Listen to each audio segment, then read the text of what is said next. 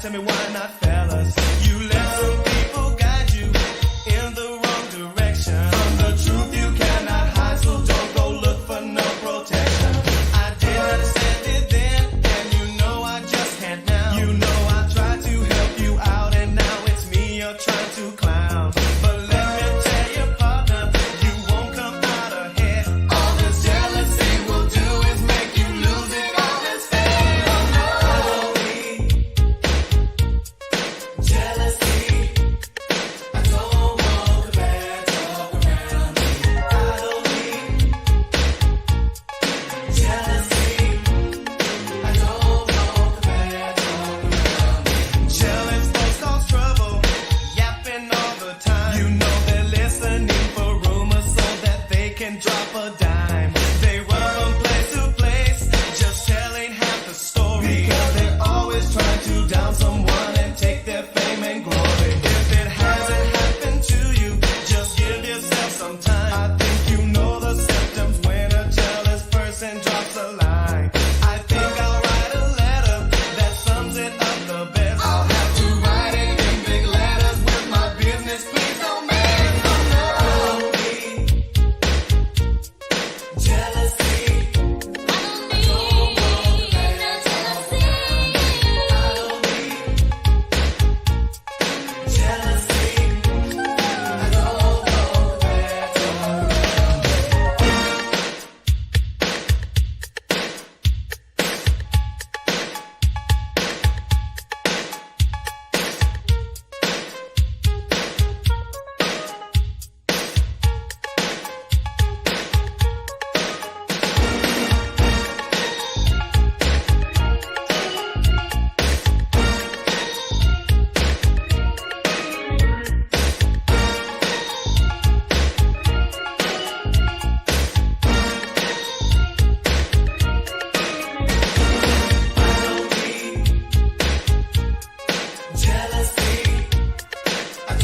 want the bad talk around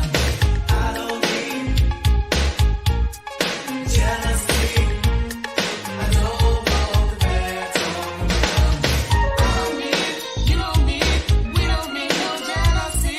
I don't need, you don't need, we don't need no jealousy. I don't need, you don't need, we don't need no jealousy.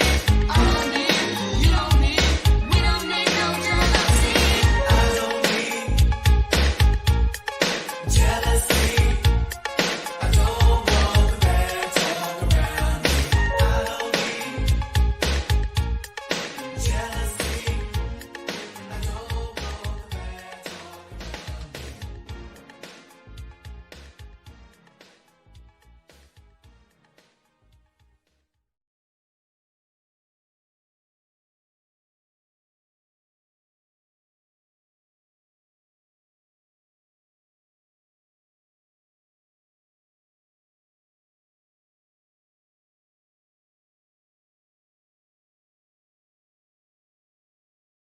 That we ain't night riders. That we ain't night riders.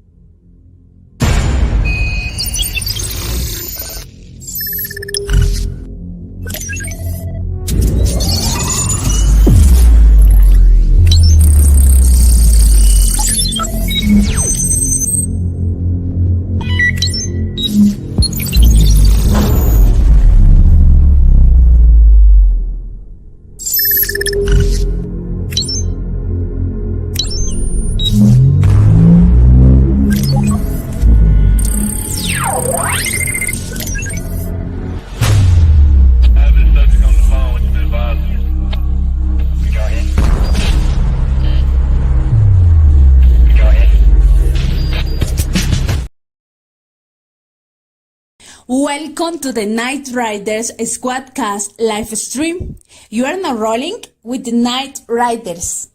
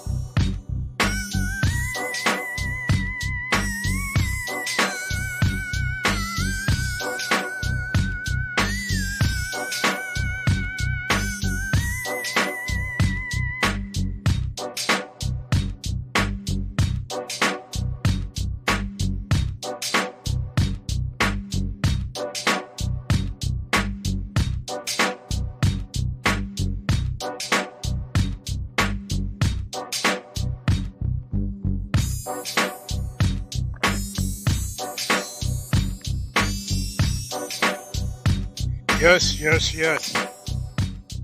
We are in the building once again. Shout out to the Night Riders in the building. So y'all following in pretty heavy tonight. Salute to my bro Israel Young Lion in the building. Yeah, I didn't mean to scare you, bro. We got a nice surprise for you, bro. I don't know what kind of surprises you got in the past, but we got a nice one for you. Yes, I wanted to make that clear. Got him a little worried. Iman Perry in the building with salute, bro. All right. Everybody following in. We'd like to welcome you all once again to another exciting episode of the Night Riders Squadcast. And we are going to go in tonight as per usual. We got some good things in store for you guys. Just stay tuned. We do just got a couple little things to get out of the way first.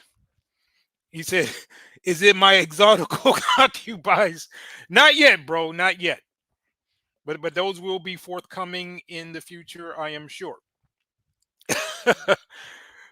Yeah. So what we're gonna do is we're just gonna touch on a few things, and then we're gonna get hot and heavy into tonight's subject.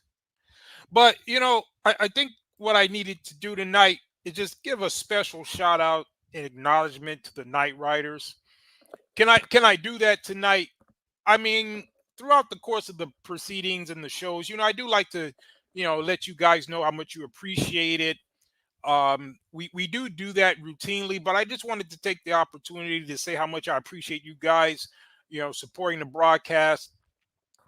Some of you have been rocking with us since day one, even if you were just doing the playbacks. We appreciate that. We have a special place for you guys who try to make it a point to be here in the building.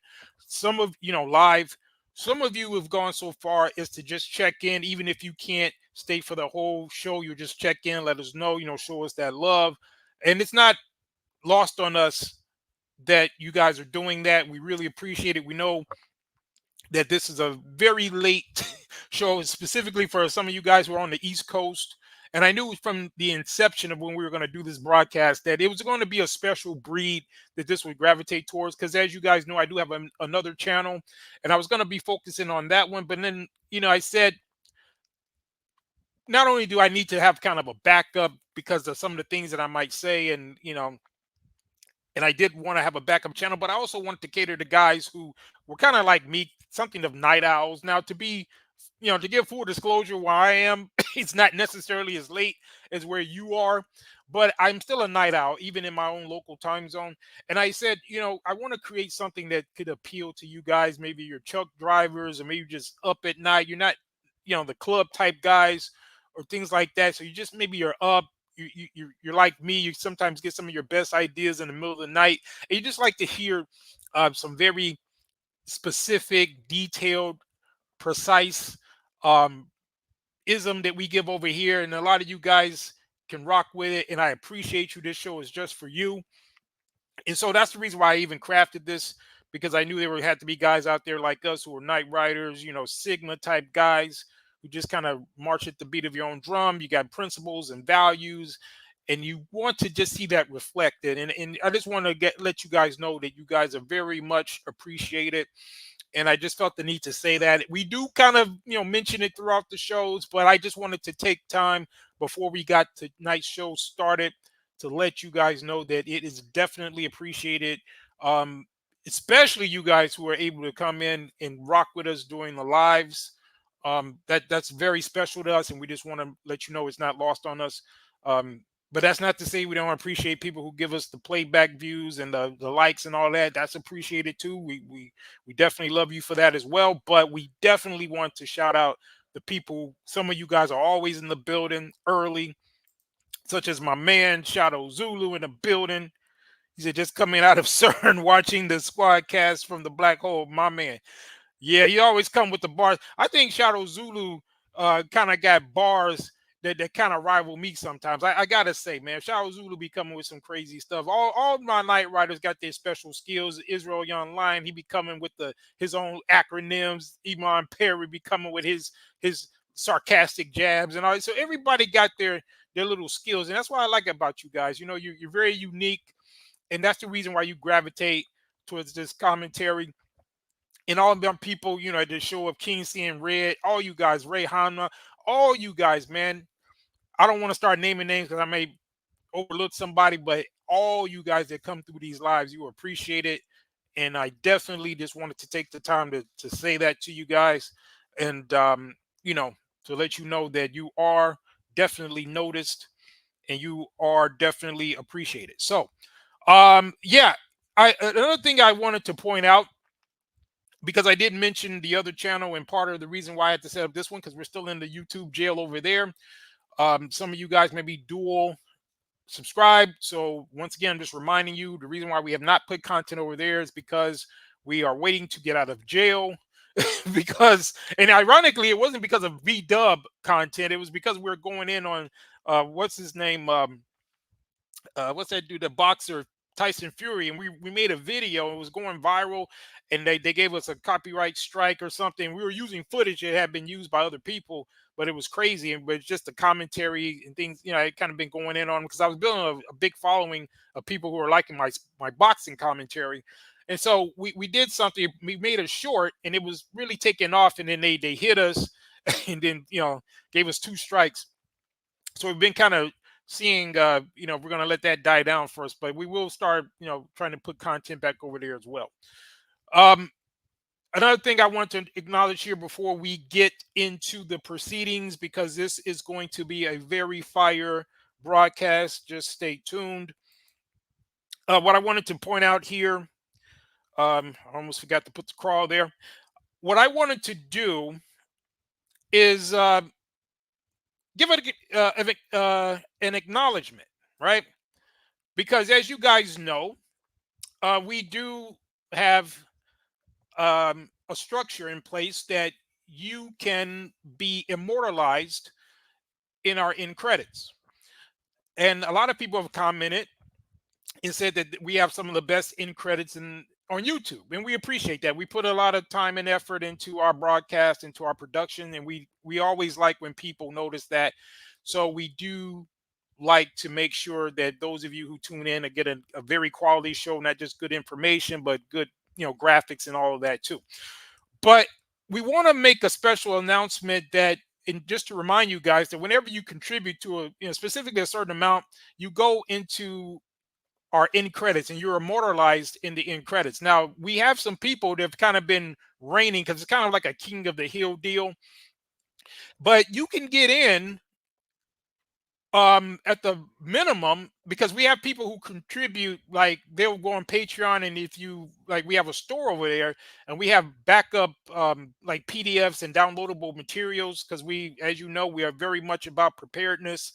And we advise you guys to kind of get some information that you can print out, you know, survival tips and all of that, so that when the SHTF happens, you got some things to fall back on. And also, I was watching CP, and they put out some information that was pretty good about paper, like something called Duracopy or something like that. And there's different types of papers you can get if you don't want to laminate your material, so that you can have waterproof backup information. So I just wanted to share that with you guys, because we are definitely aware of everything that's going on, and in conjunction with all the information we give you, we like you to be aware of the geopolitical situation as well. And a lot of you guys, you watch other channels that deal with that subject matter, so you're right at home when it comes to that over here as well. So we do recommend not just the physical preps and all of that, but making sure you have data, because if the grid goes down, you know, you can't get access to the internet. You're going to want to have some hard copy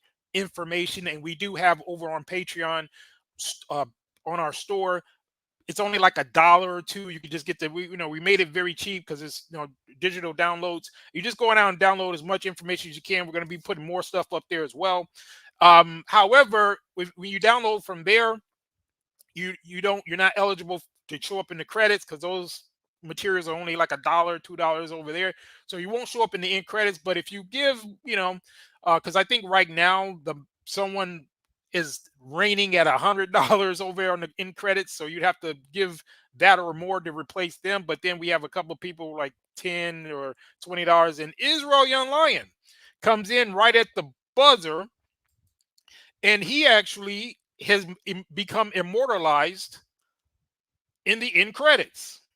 So, normally we go ahead and, you have to wait till the end of the broadcast to get the end credits, but we're going to show how Israel Young Lion will be showing up in the broadcast. So salute to that brother, and we're going to show that right here.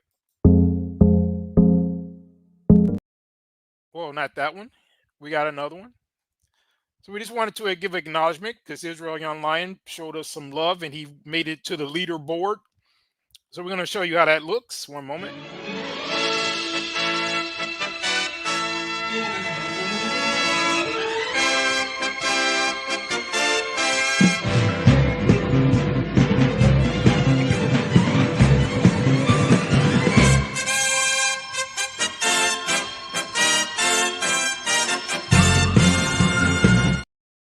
So you guys see that, right?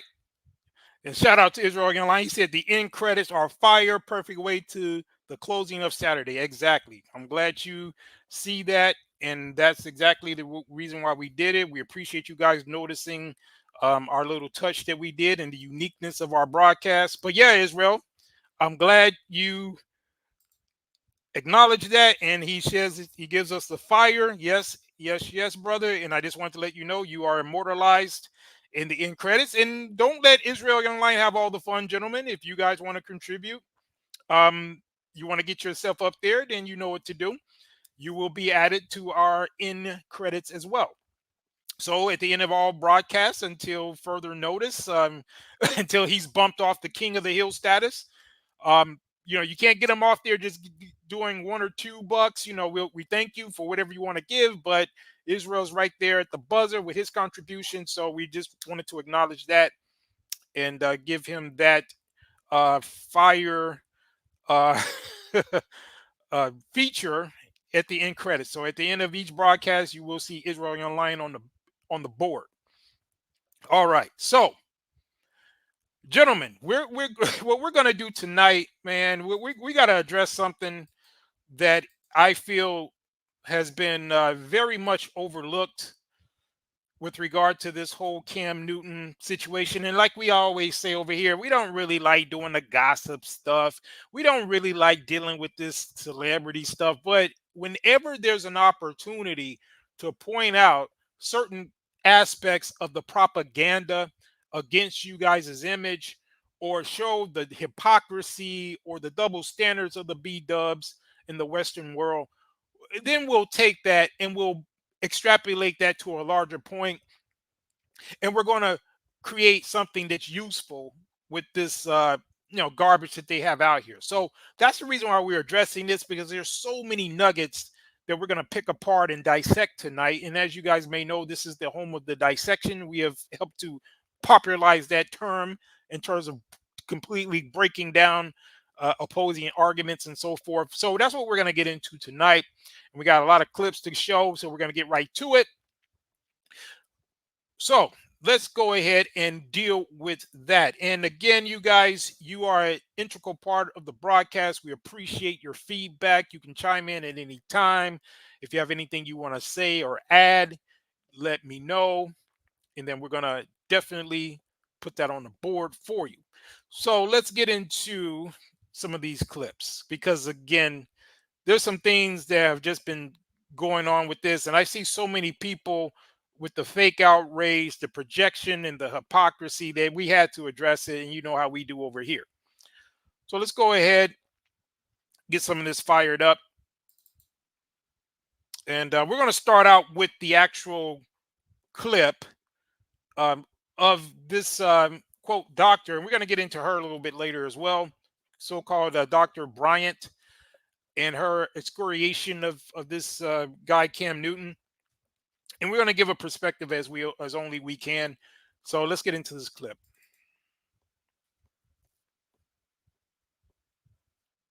and not think that I'm not high function. What situation? And once again, this is fair use, fair use. See my situation. That's a very vague question, and it's for you What to even, situation are you referring to that they're looking at and thinking is not high function? just my life. Your life entirely, or your life in relationships? My life. See, don't deflect. Let's stay here. Your life entirely, or your life in relationships? Both, really. And they think that you're low functioning. No, I don't. You just said people see your life and think you're not high functioning. The opposite of that would be low functioning. No. Okay, so here you go. You're trying to take my intentions away from this. Is can I correct it? Yeah, go ahead. Or can I give you more? Yes, more information. Heck yeah. So, And you know, it's funny that this is the guy that they're starting to kind of extrapolate to you guys, right? And I don't have anything against Cam Newton. I mean, you know, his fashion sense leaves much to be desired. I mean, is that his hair protruding from that cat in the hat type hat he's wearing? And I don't know what kind of leggings he's wearing as a dude. I don't know. I mean, to each his own, but he, you know, this is kind of fruity pebbles to me. But at any rate, it's amazing that they would take this guy. If you notice the commentary, and we're going to get into that shortly about some of these women and how they're really taking what this guy's life choices are, and they're really trying to paint a broad brush with you guys. But we're going to get into it. But I just wanted to kind of chime in with that. But let's get it. I'm not married, right? I have beautiful children. How many? 8. I didn't do my research. I thought it was 4, but 8. Okay. No, baby. Cool. It's By how 8. many women? 3. And this is the kicker. I want more. Now, By multiple women? What's the intent I of just just saying want God about to your bring wife? him. I just want God to bring him. All right, but check this out. I noticed that a lot of women they really had a problem with this part when he was saying, well, he just wants God to bring him. But correct me if I'm wrong, but don't they always try to evoke God whenever they're talking about their decisions? You ever notice that? Aren't they the ones who primarily, the moment they are being held accountable for their life decisions, they like to go back to say, well, it's God's plan, and they just, you know, want to do the will of God. And I mean, it'd be them primarily doing that. And so for the fact that he said that, it seems to me like he's just kind of reflecting on what a lot of times is what they say. Because in actuality, if you do want to take it scriptural, there is a thing about being fruitful and multiplying, right? So if your stance is that, yeah, you know, you should be here, you should be fruitful and multiply, that's pretty much what he's saying. And I find it pretty ironic that a lot of these women who have so much energy for a guy like him, who, for all intents and purposes, you know, fashion style, you know, aside, he seems to be the type of guy that a lot of women wouldn't mind getting impregnated by because he's rich, he's famous, and from what I've heard, he actually takes care of his kids. So it's amazing that he's been demonized when some of these same women that are criticizing him have been busted down and impregnated multiple times by Pookie and Ray Ray on the block, who don't have a third of this guy's resources. So how is it you got energy to condemn this dude when he's successful and he is in his children's lives and he's taking care of them, but you got pregnant by a dude who had already had multiple kids and he don't have the resources of this guy? So I you know, it's just kind of weird to me that a lot of these women will make these ridiculous talking points. They'll go in on a dude like this, and meanwhile, their baby daddy, the dude that they let skeet on them and in them, somehow their choices to get with that dude is not a reflection of them, but they got all this to say about this guy. It's amazing. But let's get a little bit more. Oh, okay. And you have, so you just Because my point is this. My desire to get married is lower than my fear of divorce. So, as you would say, And that's another point they don't want to look at. That's another point they don't want to consider. See, what they want to do is make it seem like, well, he just being irresponsible. He don't want to take care of his responsibility, meaning to that woman. See, ain't nobody questioning whether or not his ability or his desire to take care of his kids. What their problem is that he don't want to take care of them broads, in terms of he don't want to be chained to just one of them, because like he just said, he's worried about divorce. See, they don't want to deal with that part. See, that part falls directly on them, because women, specifically in the black community in general, I believe it's 70%, are the ones that initiate divorce. Look what's going on with Judge Mathis. I think I was going to play a clip about him. Judge Mathis, this is after 39 years. His wife talking about leaving him, right? So it's, in general, it's like 70%. For the black community, it's like 80% of the divorces are initiated by the women. D in the building. Salute, bro. D, I don't know if you're just coming in, but when you get to playback, bro, I had something special for you Night Riders, and I definitely had you in mind as well. So if you didn't catch it from the top, you know, when you watch your playback, D, that shout out that I gave to the Night Riders, that definitely applies to you, because you one of the people who were from the beginning. You know, you were here, and you definitely show love in the building. So when you get a chance, D, watch the beginning of the broadcast, because it's for people like you. Shadow Zulu says King Solomon and Genghis Khan definitely fit the passage of being fruitful and multiply. Yeah, exactly. And you know what, Shadow Zulu? That's part of the nature of men. And that's what women don't understand. See, I've even heard some of the commentary, and I think I'm going to play it too, some of these clips of these women who are trying to demonize him for this. But you know what's so weird is that they're trying to demonize him just on the basis of the amount of children he had, as if that in and of itself is a bad thing. No, a man should be able to have as many kids as he can take care of. Let me repeat that. A man should be able to have as many kids as he can take care of. I don't give a damn if he got 20, as long as he can take care of them. Now, my personal belief is that you should have them all under the same roof, or at least adjacent. So, for example, he should be wealthy enough to where if he wants his family to be large, he should buy up some farmland or buy up an area, get about 2 or 3 houses, and get all his kids in the same type of community. Because you know what? That's what a village is. You know, that's how you build a tribe, a nation, right? And that's how men. So for women who are demonizing men for our nature in terms of wanting to multiply, then you're going against the plan of the Creator. For all that spiritual talk that they like to talk, that's how the Most High designed us. The only difference between some of us is that some of us are a little bit more disciplined, you know, but that nature is still there for us to want to spread our seed far and wide. But you got to make sure that you are doing it responsibly and that you have the resources to do it, right? That's the only difference. But by nature, that is the way people and nations develop. Our innate desire to spread our seed is what creates what we have in terms of building society, building nations.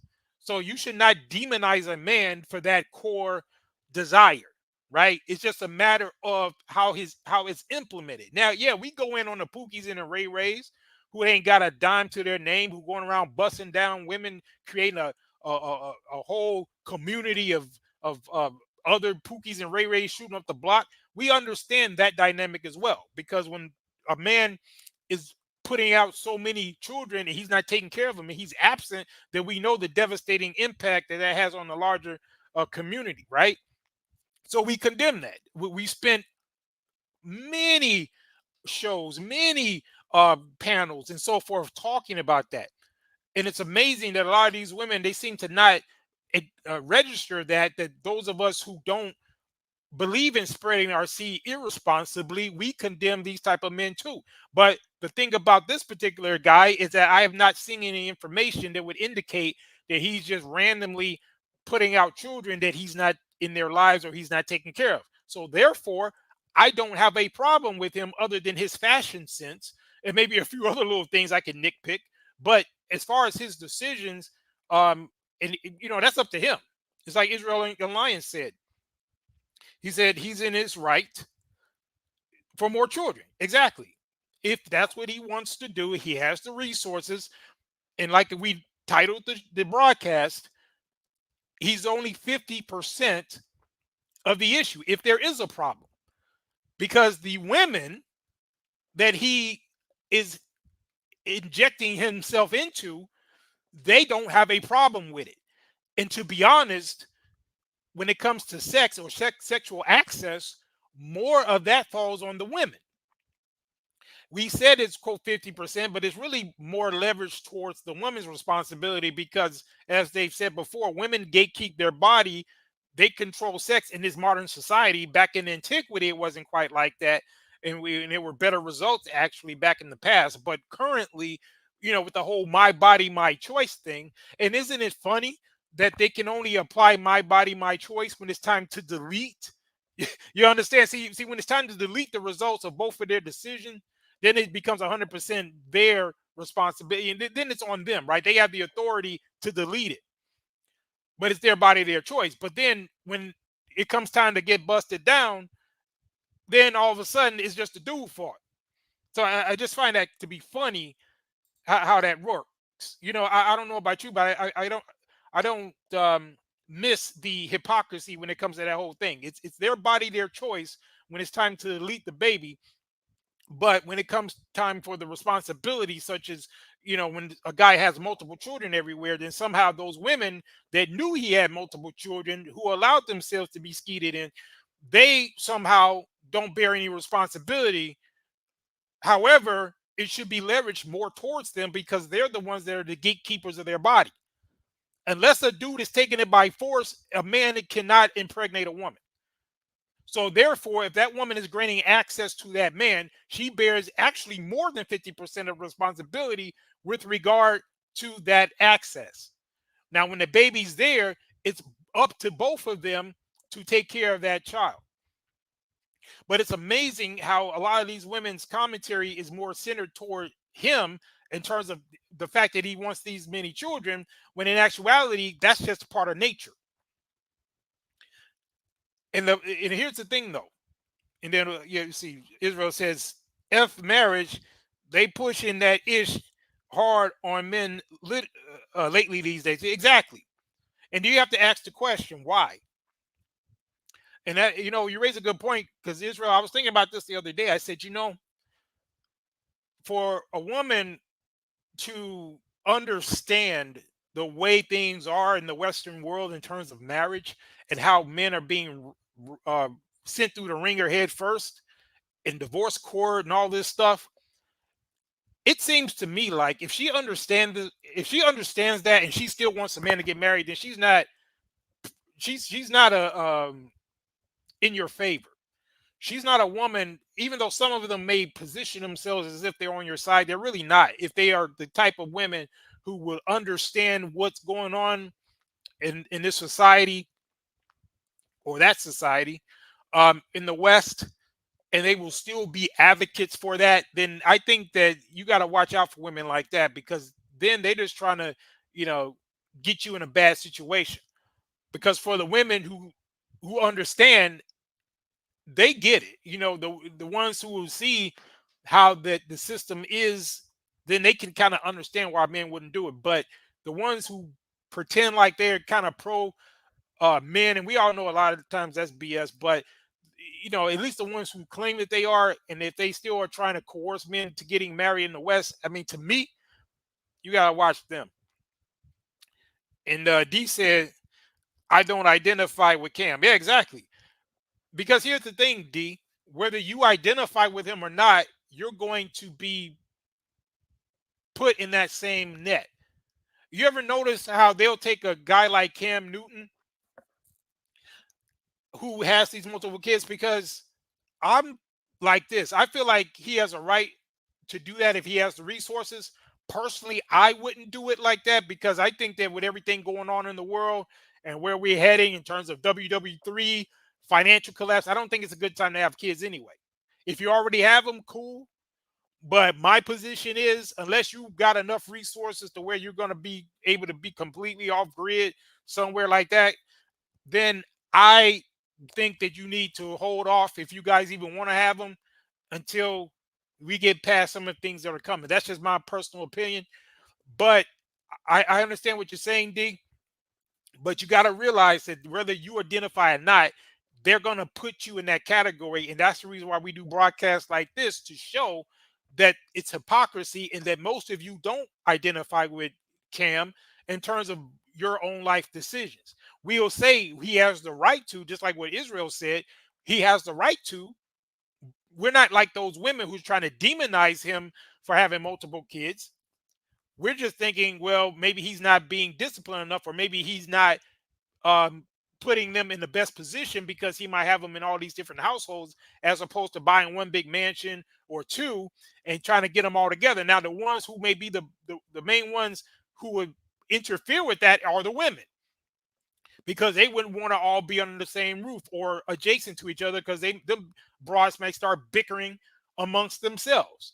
But to me, that would be a good solution. You don't have to have a westernized traditional marriage for this to work. It can kind of be more the way it was back in the day. You may have a man with different offspring, but they're all relatively in the same area, right?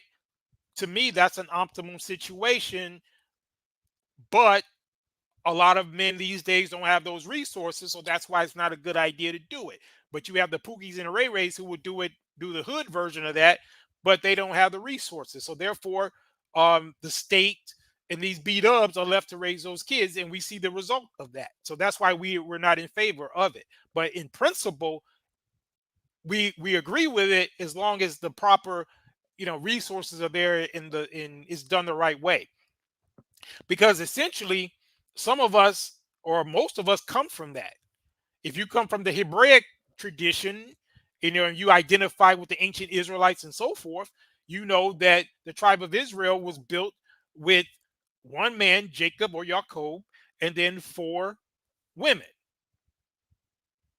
right? Zilpah, Bilpah, Leah, and Rachel, right? 4 women, two wives and 2 handmaids. And that's how you got the 12 tribes of Israel. That's biblical. So for a lot of women who got a problem with a man with multiple women and multiple children, then how do they explain the tribes of Israel? The Most High's chosen people. So if the Most High could choose a people based on this dynamic, then what does a B-dub got to say about it? But they claim to be so scriptural, right? You see, I know how to flip the scriptures against them. See, they will come out here talking against this whole dynamic about a man with multiple women with multiple children, but the very people that the Bible is built on was built on that dynamic. You see, that's why y'all got to be over here, because that's how we break this down over here, right? Now, here's the thing. Some of us directly come from that dynamic, because I know myself, my grandfather had 10 children, of which my father being the youngest. But my grandfather was able to take care of all of them because he had a farm down there in Alabama. I've told this story before when I was born and raised in Chicago, because that's where my parents met. But they had their roots, specifically my father, in Alabama. And my mother would take me down there and I would visit. I remember at a young age, or I'd be on my grandfather's farm. And he had his 10 children. And back then, it was conducive to have that many children because those were your farm hands, right? And it was all like one big family. But what would I look like being against a man having the right to have a large family when I come from a large family, when I wouldn't be here but for my grandfather having 10 kids? Because if my grandfather would have said, okay, 8 is enough, and he would have stopped at 8 children, then he wouldn't have had my father. Because like I said, my father was his youngest. He was his 10th child.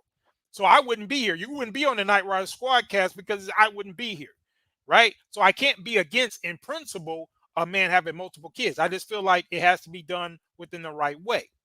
And a lot of you heard that same story. If it's not you, or your father, it might be your father, your grandfather, or your great grandfather. Now, my father only had 3 that I know of. That's my father, so he didn't have as many as my grandfather. But he still, he had 3 children, again, that I'm aware of. So that's how it works, and there's nothing wrong with that within the confines of your resources. And then what did D say? D said, no, let me go back. Y'all going in. He said, Charles Zulu says, these women today want to get married but don't want to be wives. Exactly. Well said. Israel says, even overseas too. I'm extra careful on my next trip to Ethiopia soon. Okay. Yeah. Shout out to you. And have some fun over there, bro. D said freaks and ex-workers in the West. Exactly. All feminists are misandrous in the West. Yep. Israel says foreign chicks will put that thing on you and try to get married quickly. Yep. Because Israel, you have to ask the question why though, especially when you have things set up the way they are. Females should be seen and not heard. They talk excessively and don't know what they are talking about. Yeah, you're going to see some clips of that, bro.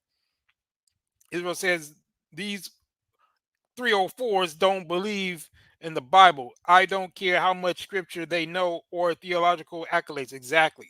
That's why I proved it right there, because some of them same women that are demonizing Cam for having multiple kids, they claim to be part of the Judeo-Christian tradition, which is chock full of patriarchy, but they always got something negative to say about patriarchy. And like I just broke down, the whole tribe of Israel was based on patriarchy.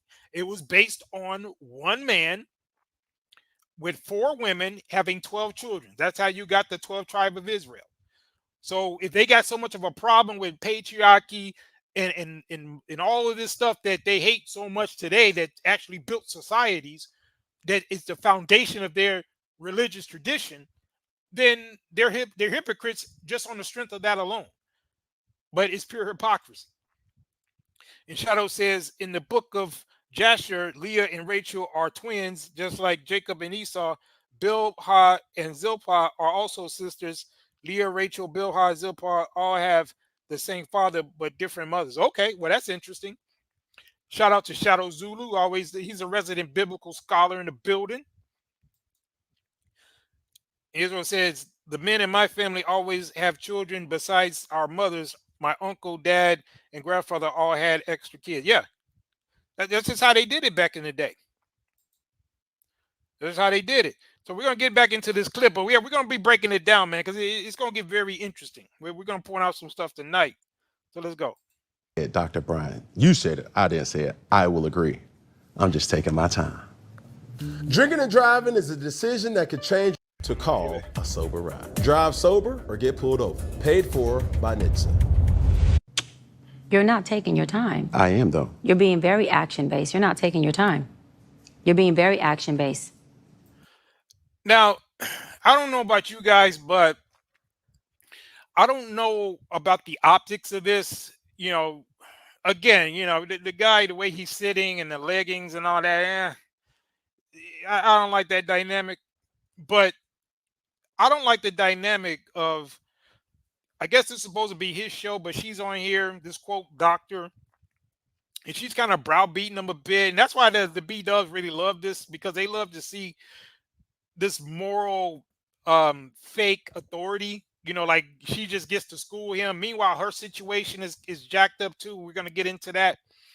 But she gets to stand on this high horse and just kind of look down on this guy and berate him and excoriate him and all this. Meanwhile, those women that he busted down, they should be in a room too. Because if the issue is it's so wrong to have that many children, then those women are equally culpable. And like I said earlier, probably more so because they're the ones who allow this to happen. Because it's their body, their choice, right? And unless a man is taking it by force, that woman is responsible. That's the way it's supposed to be. But he gets to be, you know, he's sitting up there kind of in a feminine type stance, you know, with his legs crossed like that, with those leggings on. And she's sitting there straight up, you know, her legs aren't crossed. And she gets to kind of excoriate this guy for bringing children into the world when the people that he had children with are not in the room, and they get to kind of get a pass. So I don't know about if you guys picked up on that, but that's kind of, you know, the optics of this whole thing is kind of weird to me. But let's continue. I'm taking my time. You're being very action-based. You have 8 kids with 3 different women. Yes. You are creating, procreating, and multiplying. That is not taking your time. You're being very selectively active, okay? So you're creating, and disclaimer, the kids are innocent, they are beautiful. Well, wait a minute. Wait a minute. Whoa, whoa, whoa, whoa. She's using the term "you created." Well, wait a minute. Every woman that I normally hear when it comes to the producing of children, eh, aren't they always the ones who claim that they're the quote creating, the ones who are actually creating the child? But you notice how it shifts now that it's time to blame somebody. Oh, you created. Well, normally women don't like to give credit to the men's part in producing the children, right? They always, at every chance they get, they marginalize the men to say that as if he has very little to do with the creation of life, right? But now all of a sudden, oh, you created. You get the hypocrisy here. So any other dynamic, when it's something that's to be glorified, with the creation of life, then they like to take all the credit. But now that she's trying to demonize him for doing it, oh, you created. She didn't say you and these women. It's as if he just went ahead and had children by his damn self. It's kind of crazy, isn't it? But let's continue. Amazing. Anything I say has nothing to do with them babies, because I can't wait to be a mom, and I love the kids, period. But you are proactively choosing where you want to be active at and where you want to take your time. You want to take your time in having a wife because of your own fears. But you will, and I say this with all respect and love, what I'm about to say next, okay, Cam? But you will selfishly create broken families, even if you're in their life and you're a proactive father, and I believe you're an amazing daddy. I can only imagine with just your presence and knowing you thus far. But these families are still broken. Every child cannot have Papa in the house with them. Okay, now I want you to pay attention to something else too. Now, I believe she's using the term broken wrong here. And here's why. And I think I've heard some other people point this out as well. A broken home is if the guy is not involved at all, right? Just say, for example, you have a man who impregnates a woman, and he just is no longer in the home, and that child doesn't have access to their father. That's a broken home. If this guy, even though he may not be living there, but he's providing resources, he comes through, because as we know, we brought out the statistics from the CDC, Pew Research, all of that. Black men in particular are the most active men of any other group. And by all accounts, and even she just admitted that this guy is a great father. Now, how is that a broken home? It's broken by their definition simply because he did not involve the state in his union with these women, or a woman in particular, right? And we're going to get into a little bit later one of the women that he impregnated and how she triggered a lot of these B-dubs with what she said. We're going to get into that a little bit later, because she actually was talking, as they would say, like a quote pick me, in terms of her being willing to cater to the needs of her man. As you know, that's sacrilegious when it comes to them. However, her using this terminology that somehow he's creating a broken home is a misnomer. Again, I don't support the fact that he may be spreading his seed far and wide, and those children may be in all these different households, but it's not a broken home. As long as they know who their father is, he's providing for them, that's not a broken home. What he could do and should do is just put them all in the same vicinity, right? Even if they're not all under the same household, he has the resources to at least buy up a block or something. Say, hey, okay, I want my children to know each other. They're brothers and sisters, so I'm gonna put one of them in the house over, a few of them in the house over here. The ones that got the same mom over here, boom. If you got it like that, he's a multimillionaire. I don't know how much he's worth, but that shouldn't be a problem for him to do. But the thing about it is, she's using this type of terminology to just try to demonize him for making this decision. But again, the culpability falls on those women as well, because they're the ones who gave him access without the ring.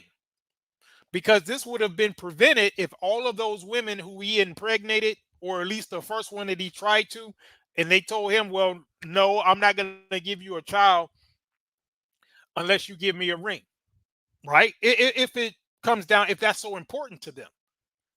But apparently it wasn't. And one of those women, we got the film, is going to,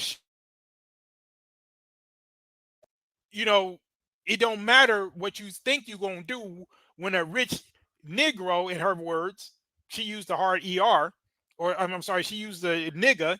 She said, when a rich nigga uh, wants you to do something, you don't know until you're in that situation, essentially is what she said. And as much as those women didn't like what she said, and we're going to play the clip, a lot of them will fall right into that category while they're trying to get on their high horse and act like they're holier than thou, when they're meanwhile have been multiple times impregnated. Even if they didn't bring the child to term because they did a deletion, they have been impregnated before by lesser men than this guy. So it's kind of weird that they got so much energy for him. So it's really crazy out there. But let's get a little bit more of this foolery. So some child, if not all will end up with some kind of deficit without daddy being there. Now, you chose to do that. I'm not saying you sat there and woke up one morning and said, I want to be selfish today, so I'm going to go make a baby. Not saying that at all. But those are And again, why is she using the term selfish? If he is able to take care of the child, it's not selfish unless you bring in the child and you know damn well you ain't got the resources to take care of the child or to be active in his life at all, and you just didn't want to pull out or you didn't want to use some type of protection. Yeah, that's being selfish because you just wanted to get that feeling. You just want to bust raw up in a woman and you didn't give a damn about the responsibility. Then they were being selfish, but you got your resources and you know you're going to want to, you're deliberately, you want to have that child and you know you're going to be there for it, you're going to take care of it. That's not selfish to me. So she's using this terminology, and I'm going to show you the point in which, she's demonizing him, but then she's also going to try to demonize you guys as well, meaning the black men as a whole. So it's really weird, but let's go.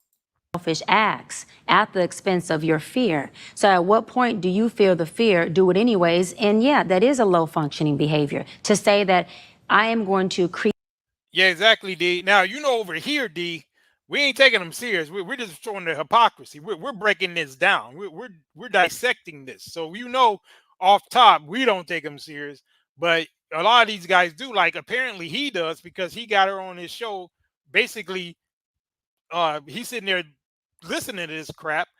I wouldn't even have had this type of dynamic. She wouldn't have been on my show trying to excoriate me about something that she damn near would do herself, or if she has not done it, she would probably do it, and she has her own issues that we're going to get into a little bit later. But it's kind of weird to me that he would even allow this to happen and give all this type of feedback to these women. These dog whistles that a lot of these women are getting because they love the dynamic of this woman wearing this barely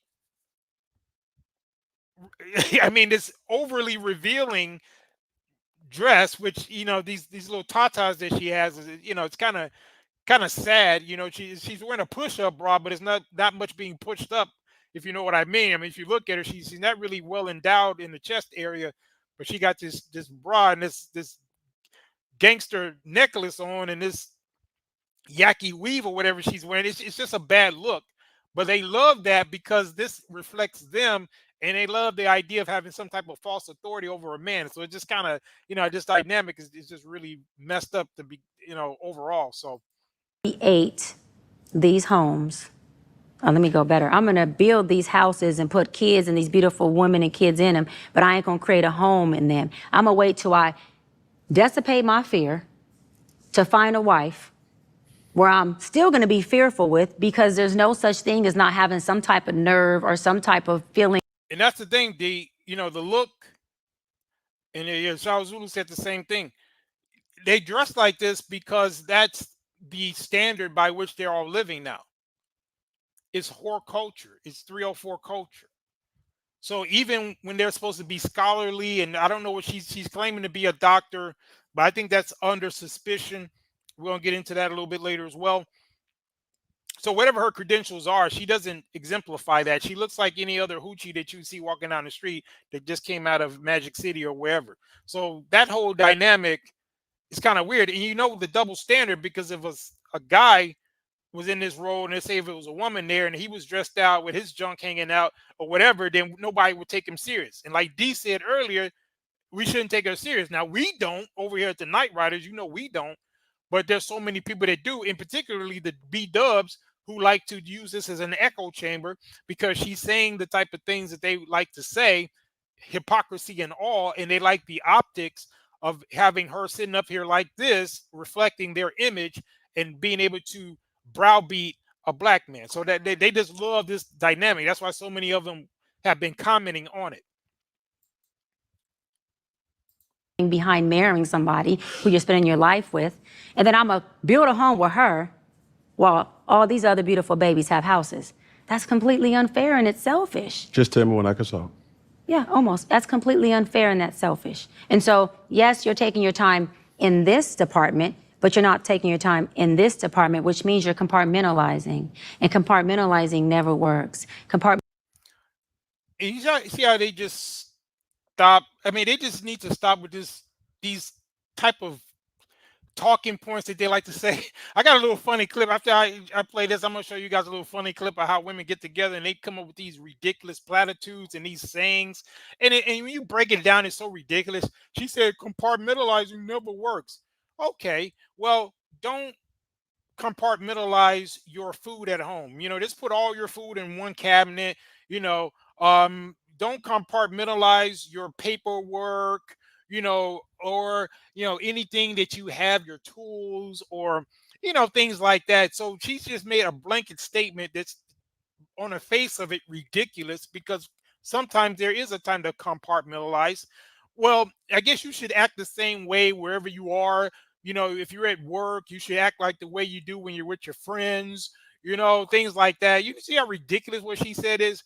You compartmentalize all the time. You do different things depending on the situation. You put things in certain categories. You put people in certain categories, right? So she just according to women, she just spit some game there, right? She just dropped some hot fire right there. But as we dig further into it, we know this is all nonsense. But let's continue.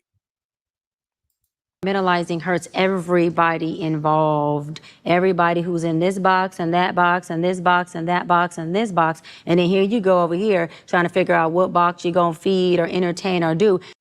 What is she talking about? That has nothing to do with his situation.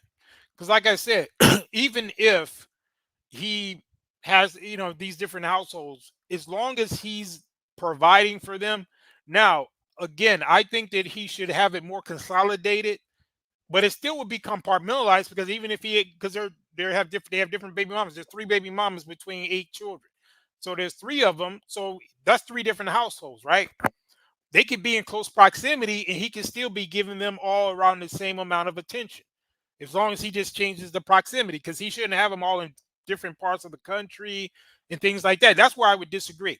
But as far as him being able to compartmentalize them and put them in different, like within the same vicinity, like if he buys one house for another one and another house for the other one, and they're all kind of relatively close, so that he could be there to visit all his children, then what the hell is the problem?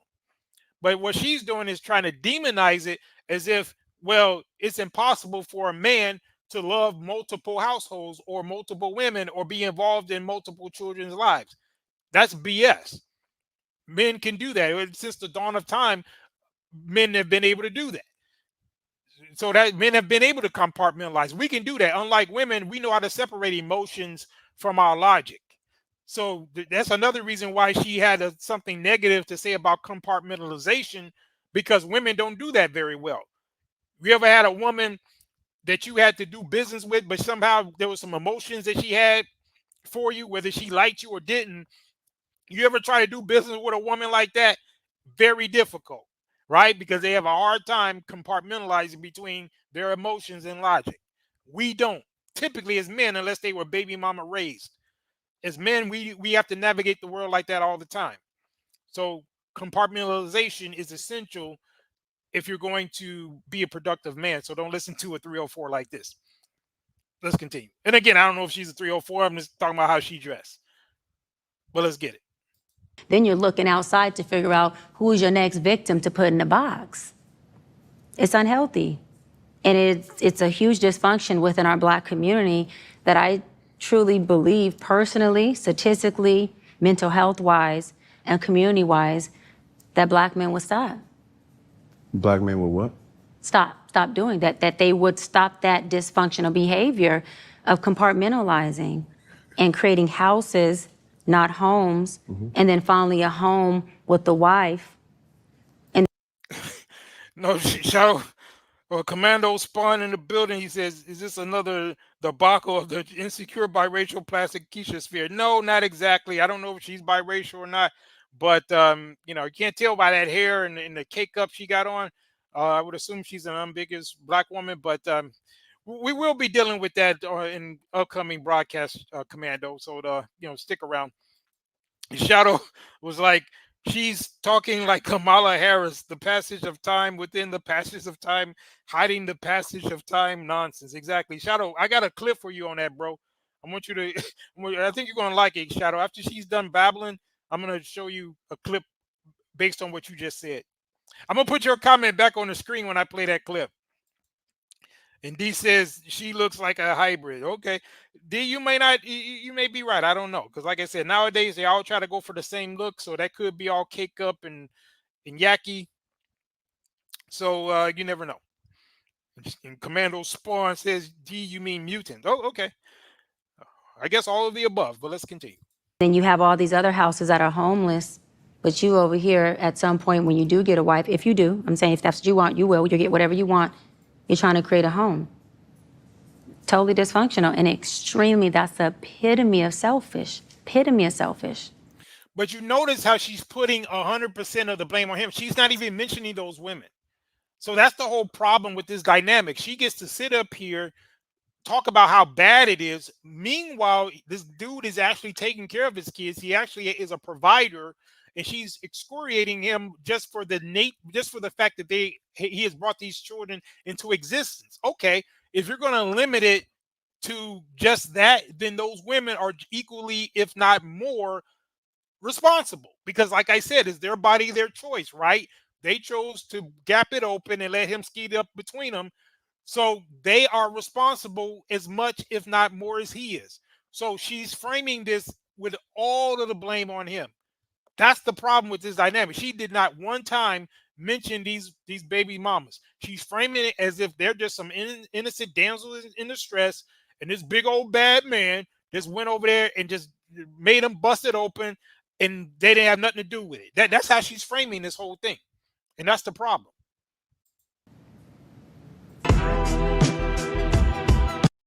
But yeah, you guys were going in on the babble that she was speaking. I'm going to show you guys this little funny clip. And this is, to me, this little clip I'm going to show you because we got to get a little comedy relief in between this foolery. I want you to check out this clip. And this is exactly how these women get together and create these nonsense talking points. And they'll swear they're dropping gems of knowledge. But we're going to show how ridiculous it actually is. And even they are making fun of how stupid it is. We're going to have like I think an exotical and a couple of unambiguous beat up sitting around a table, and this is how they like to drop knowledge with each other. So let me see if I can get this clip. I thought I loaded it in here. I think I got it in here. Let me find it. Let me get that clip. What did I do with that? Hold on. Okay, I got it right here. Hopefully it loads. But check this out, guys. Yeah, you know what? Let me put Shadow Zulu's comment back on the board. Let me see if it's this place.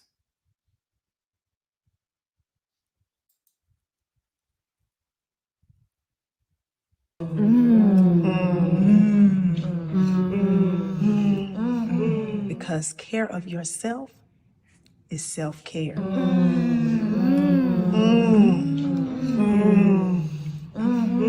You gotta stand on business.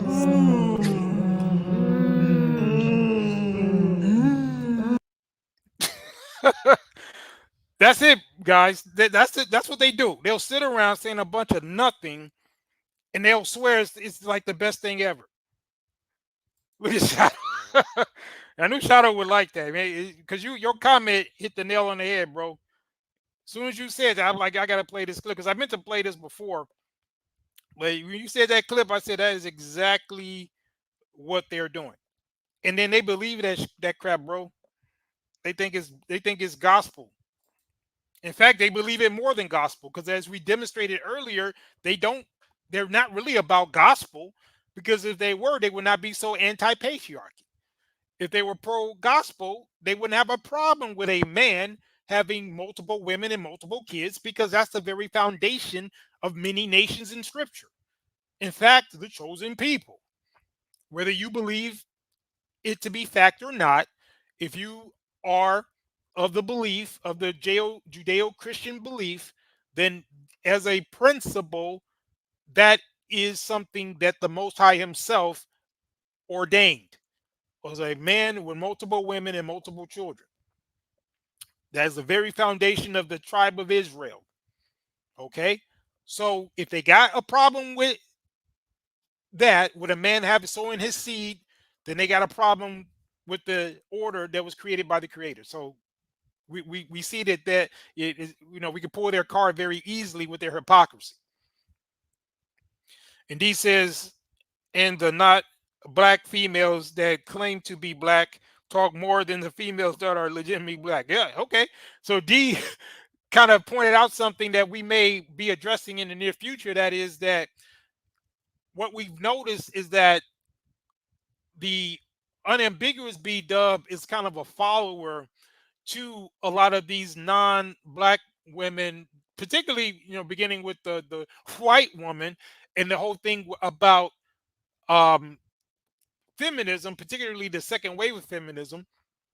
And we pointed it out, and some people tried to, copy our talking point, but we were some of the first ones, when I brought out the fact that a woman by the name of Michelle Wallace was being used by Gloria Steinem, who was an alphabet operative, who pretty much was using her to be the face of a lot of anti-black male propaganda that was going on during the inception of second wave of feminism. You can look this up. See, we have verifiable, validatable information. Look up the name Michelle Wallace, and she wrote a book called Black Macho in the Myth of the Superwoman.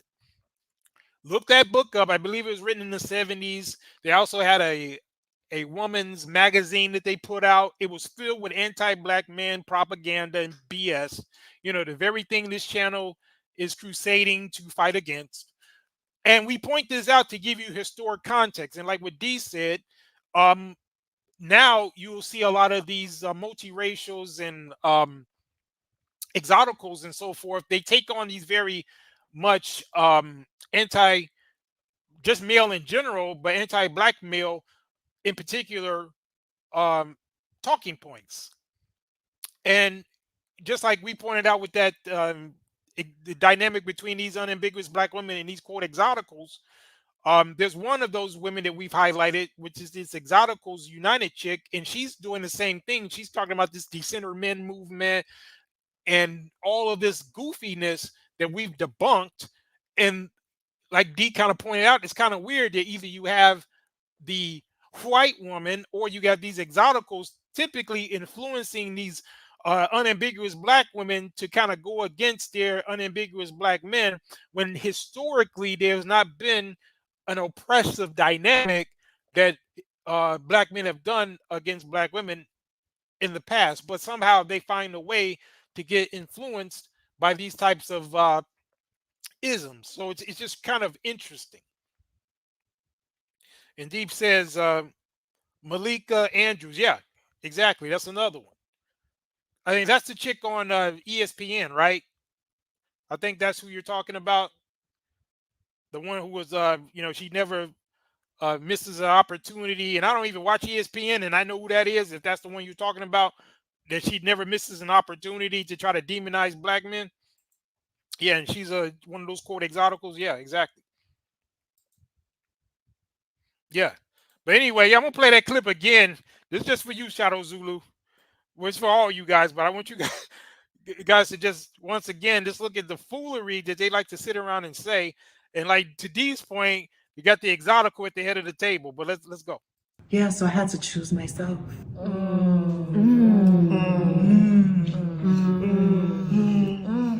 Because care of yourself is self-care.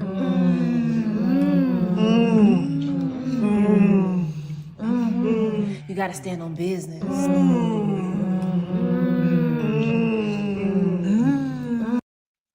Yeah, because I know D probably never done it, but some of us have actually dealt with some of these exoticals, and they are, a lot of times batshit crazy, and they are the ones who, that's like we showed that Monica Danger chick. They'll be in love with you one minute, next minute they want to slash your tires. If you ever dealt with one of those exoticals, that you might have to, you may have dealt with. I have, my younger days.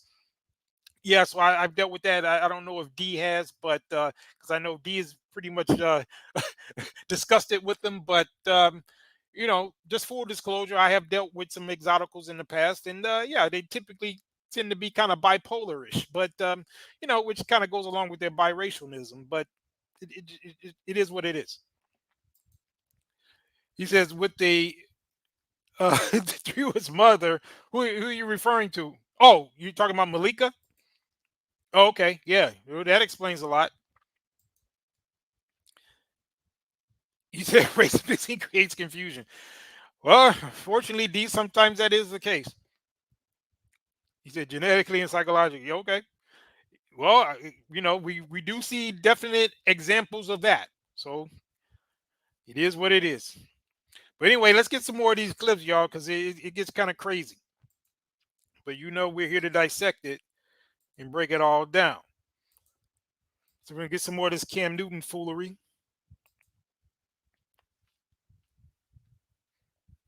Let me go back. Yeah, so we're going to get into some of how these women are framing this. And let me see, is this the one I want? Okay. Yeah, let's get some of this. Just so a man can choose me. Okay, now I want you guys to see this because this is actually one of his baby mamas. Now, this is how she was talking before. And it's funny, I think in this particular clip, it's going to show the evolution of how she went from talking like this to now, and to how she's talking now, and how some of you guys have wisely assessed you can't take them serious for reasons like this. But let's go. Yeah, cut that shit out. Cause I'm gonna keep it real with you. Men already know what they want in a woman and who they want. No, it's just that I'm just naturally like that. Like the shit I do for him is natural. And your natural ass is gonna get played. If you are making a man's life easier, i.e. cooking. Yeah, she's I didn't even know who she was. Apparently, I guess she is a comedian. But yeah, but that's one of his baby mamas right there. I don't know if you knew that, but yeah, that's one of Cam Newton's baby mamas. Cleaning, providing pussy whenever he wants, and he's giving you the minimum, he's never going to do more. Me being who I am, I can take anybody and transform them into who I want them to be. A woman cannot do that. That's not true. In most cases. That's not true. No man can take a woman and transform her into what he wants her to be. Actually, you can do that. Some of us have done that, and it's not about transforming them. It's like bringing out a part of them and molding them. Normally, it has to be, they have to have obviously a willing mind to receive instruction. But yeah, ironically, as she's saying this, we're showing clips of how his woman, the one that he's with, how you see how she started out talking, and we're going to show you how she's talking now. So essentially, he was proven right, because he definitely transformed her, because she was talking some anti-pick-me stuff, but now she's the quintessential pick me. So how do you explain that? But let's go. She came in and is willing to allow you to tell her what you want and sure submit to those. You're Yes. not God, and you're Yes. not the potter maker. So your To be honest, ma'am, and if you're so spiritual and you know this, you would know that the woman is supposed to submit and be under the man, just like the man's supposed to be under God. So it's just kind of crazy how you women think you get to leapfrog over the man and go directly to who you think is your God. But the true and living creator, the true and living Elohim in the Hebrew, he set an order in place, and you are supposed to be catering to and serving your man. You cannot leapfrog past the man to get to the creator. The man, the Most High, has the man to serve him. That's why all of the priests, all of the kings of the ancient Israelites, for example, they were all men. The prophets, they were mostly men. There were a few prophetesses, but they were not on the same caliber as the ancient prophets that the Most High dealt with directly. So the Most High deals with the man. The woman is supposed to deal, or the man's supposed to deal with the woman. There's even laws in the Torah that says that the Most High himself will not go against a man who forbids his woman to do something. I think it's in the book of Numbers 25. Right? I think Shadow Zulu probably will know. Numbers 25, somewhere in there, where it talks about how if a man forbids something from his woman to do, even if she swears to the creator that she's going to do it, if the man forbids it, the Most High is going to acknowledge the wishes of that man. See, but they don't know stuff like this though, right? But they think that somehow they don't have the responsibility to be submissive to that man when that's the order. A man should be able to mold you, and if he can't mold you, then he shouldn't be with you. Sometimes we have situations where we mold a woman, but then sometimes there's a malfunction. Like sometimes we go through that, but you got to give them time to get right. I dealt with a situation like that recently, right? But you give them an opportunity to come to their senses, because I had one, she act like she want to leave or whatever. So you let her do that, but then they always want to come back, or you give them a chance to cool off or whatever. And most of the time, in my experience, once you mold the woman right, even if they get hurt or mad about something, they see that you've instilled them with so much game or whatever, they know that they can't get that nowhere else, so they want to come back.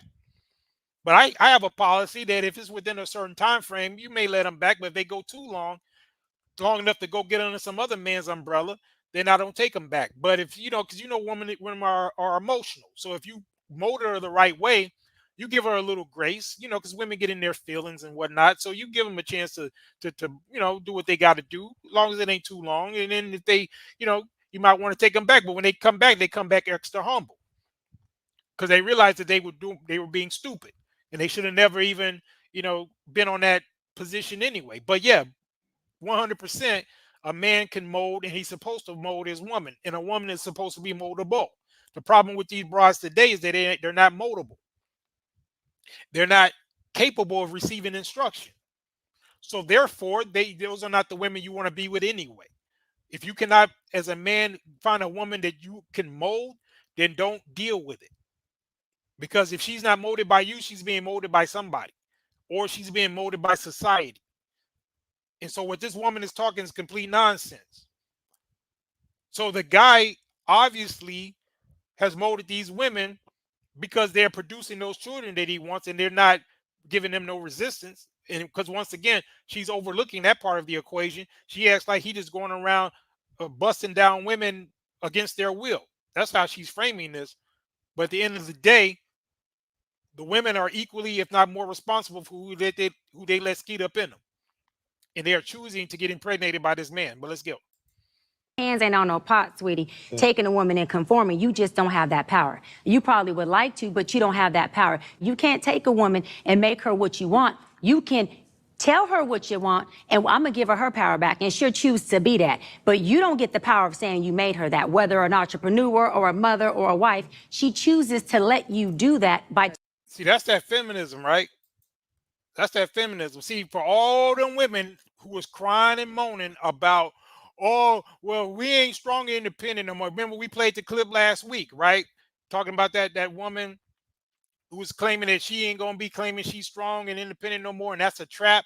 Well, like we pointed out last week, it's a trap from who? Because you guys don't miss any moments trying to beat your chest with your little tatas hanging out like her about how strong and independent you are, and can't nobody mold you, can't nobody tell you nothing. Okay, but when you out there, you fall on your ass and you looking for somebody to help you, then all of a sudden you want to be this damsel in distress, but at the same time, you act like you're so strong and damn independent. So which one is it? Because if you got it like that, then why do we see so many women bitching and crying all over TikTok and all these other platforms about how men are not approaching them and they don't want to do it by themselves and they don't want to be independent no more and all this type of stuff?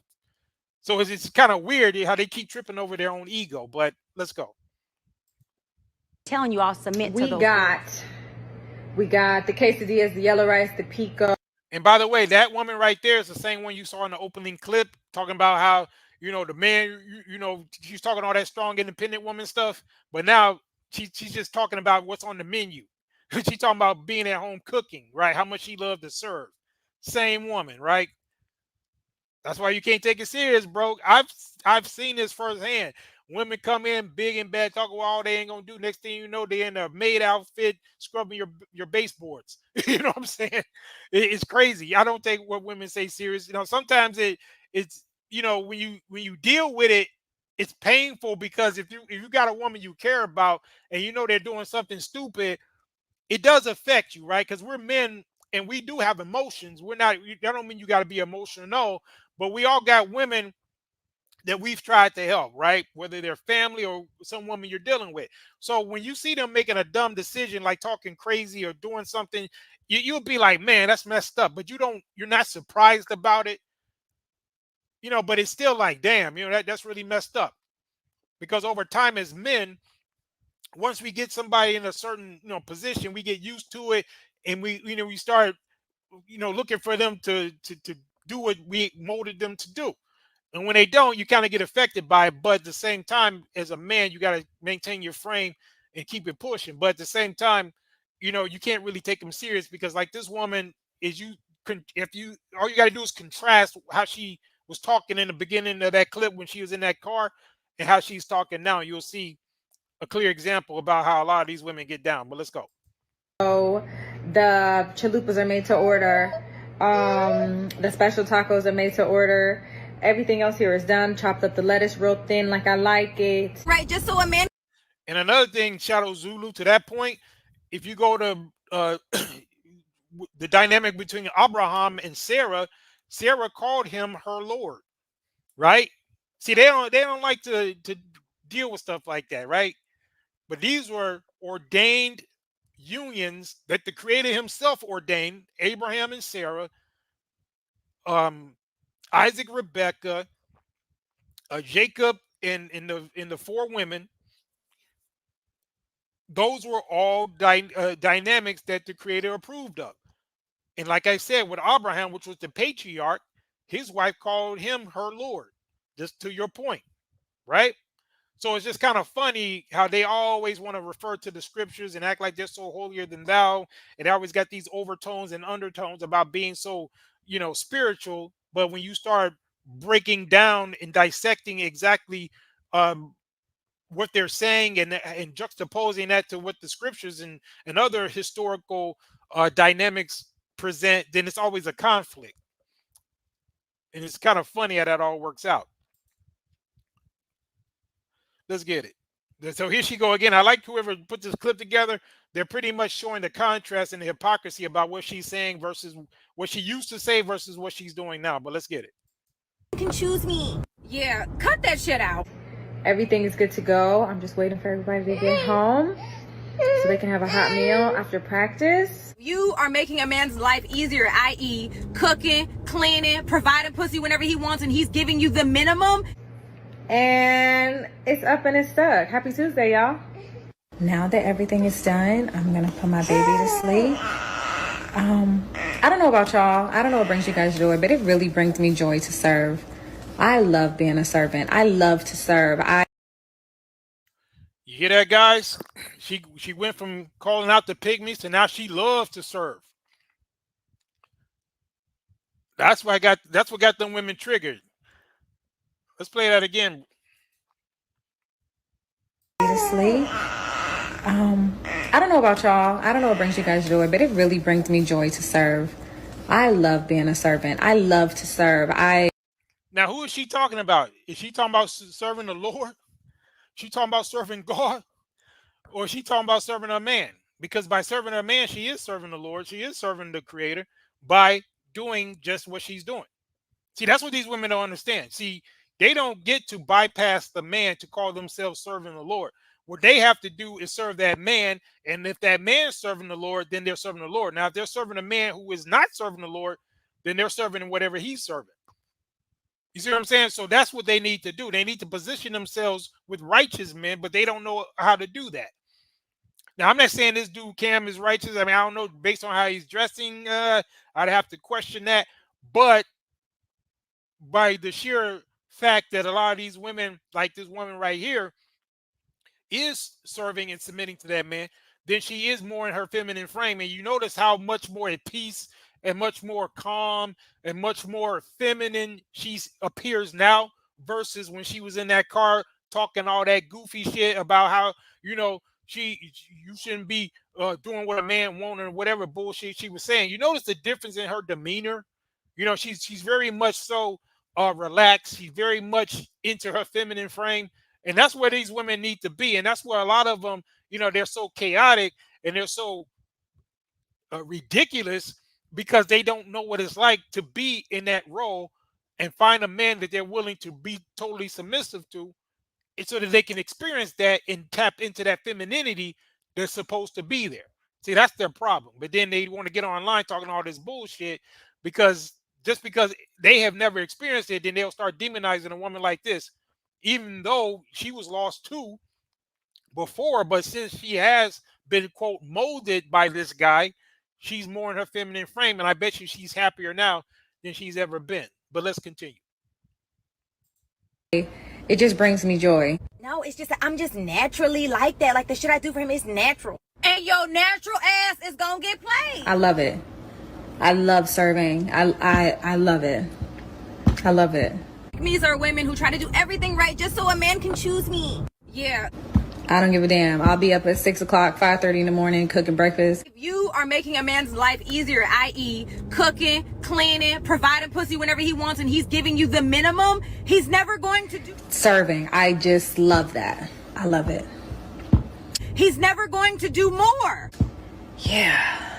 It's like, just gives me purpose. No, it's just that I'm just naturally like that. Like the shit I do for him is natural. And your natural ass is gonna get played. And this is the kicker. I want more. Now, By multiple women? What's the intent? I I'm just saying want God about to your bring wife. him. I just want God to bring him. Oh, okay. And you have, so you just... Because my point is this. My desire to get married is lower than my fear of divorce. So, as you had said, Dr. Bryant, you said it, I didn't say it, I will agree. I'm just taking my time. And your natural ass is gonna get played. Yeah, so, it's just, that's how it is in reality. That's how it is, guys. You just got to take pretty much a lot of what they say with a grain of salt. It's unfortunate because sometimes we slip up. We like, you take them serious just a little bit sometimes. And from what I've seen, even when you slip up and do it, because we all, it can happen to the best of us. This happened to me. I'm not trying to, it doesn't happen as much as it may have been when I was younger. But now, as a elder statesman, I pretty much am immune to a lot of this, but every so often, depending on the situation, you might give them a little bit more credit, and then lo and behold, you get reminded why you shouldn't take them serious, right? But that's pretty much the dynamic, and that's why you guys got to be on your square and make sure you ain't, getting sidetracked from your purpose and what you need to do as a man by what these women say and do. And for the purposes of what we do, we're just breaking down and exposing this foolery. But yeah, we're gonna get into some of these goofy females and some of what they had to say about this whole thing. And they really were going in on that woman that you just saw, one of his baby mamas. I think her name is Jasmine or Jazzy or whatever. And we're just going to get into some of the foolery they say. And keep in mind, some of these same broads are knocked up or been impregnated by the Pookies and Ray Rays. And if this dude came to any one of them, they probably go as well. So don't get it twisted. So in spite of all this stuff they get on the internet saying, we know the real deal. But let's go.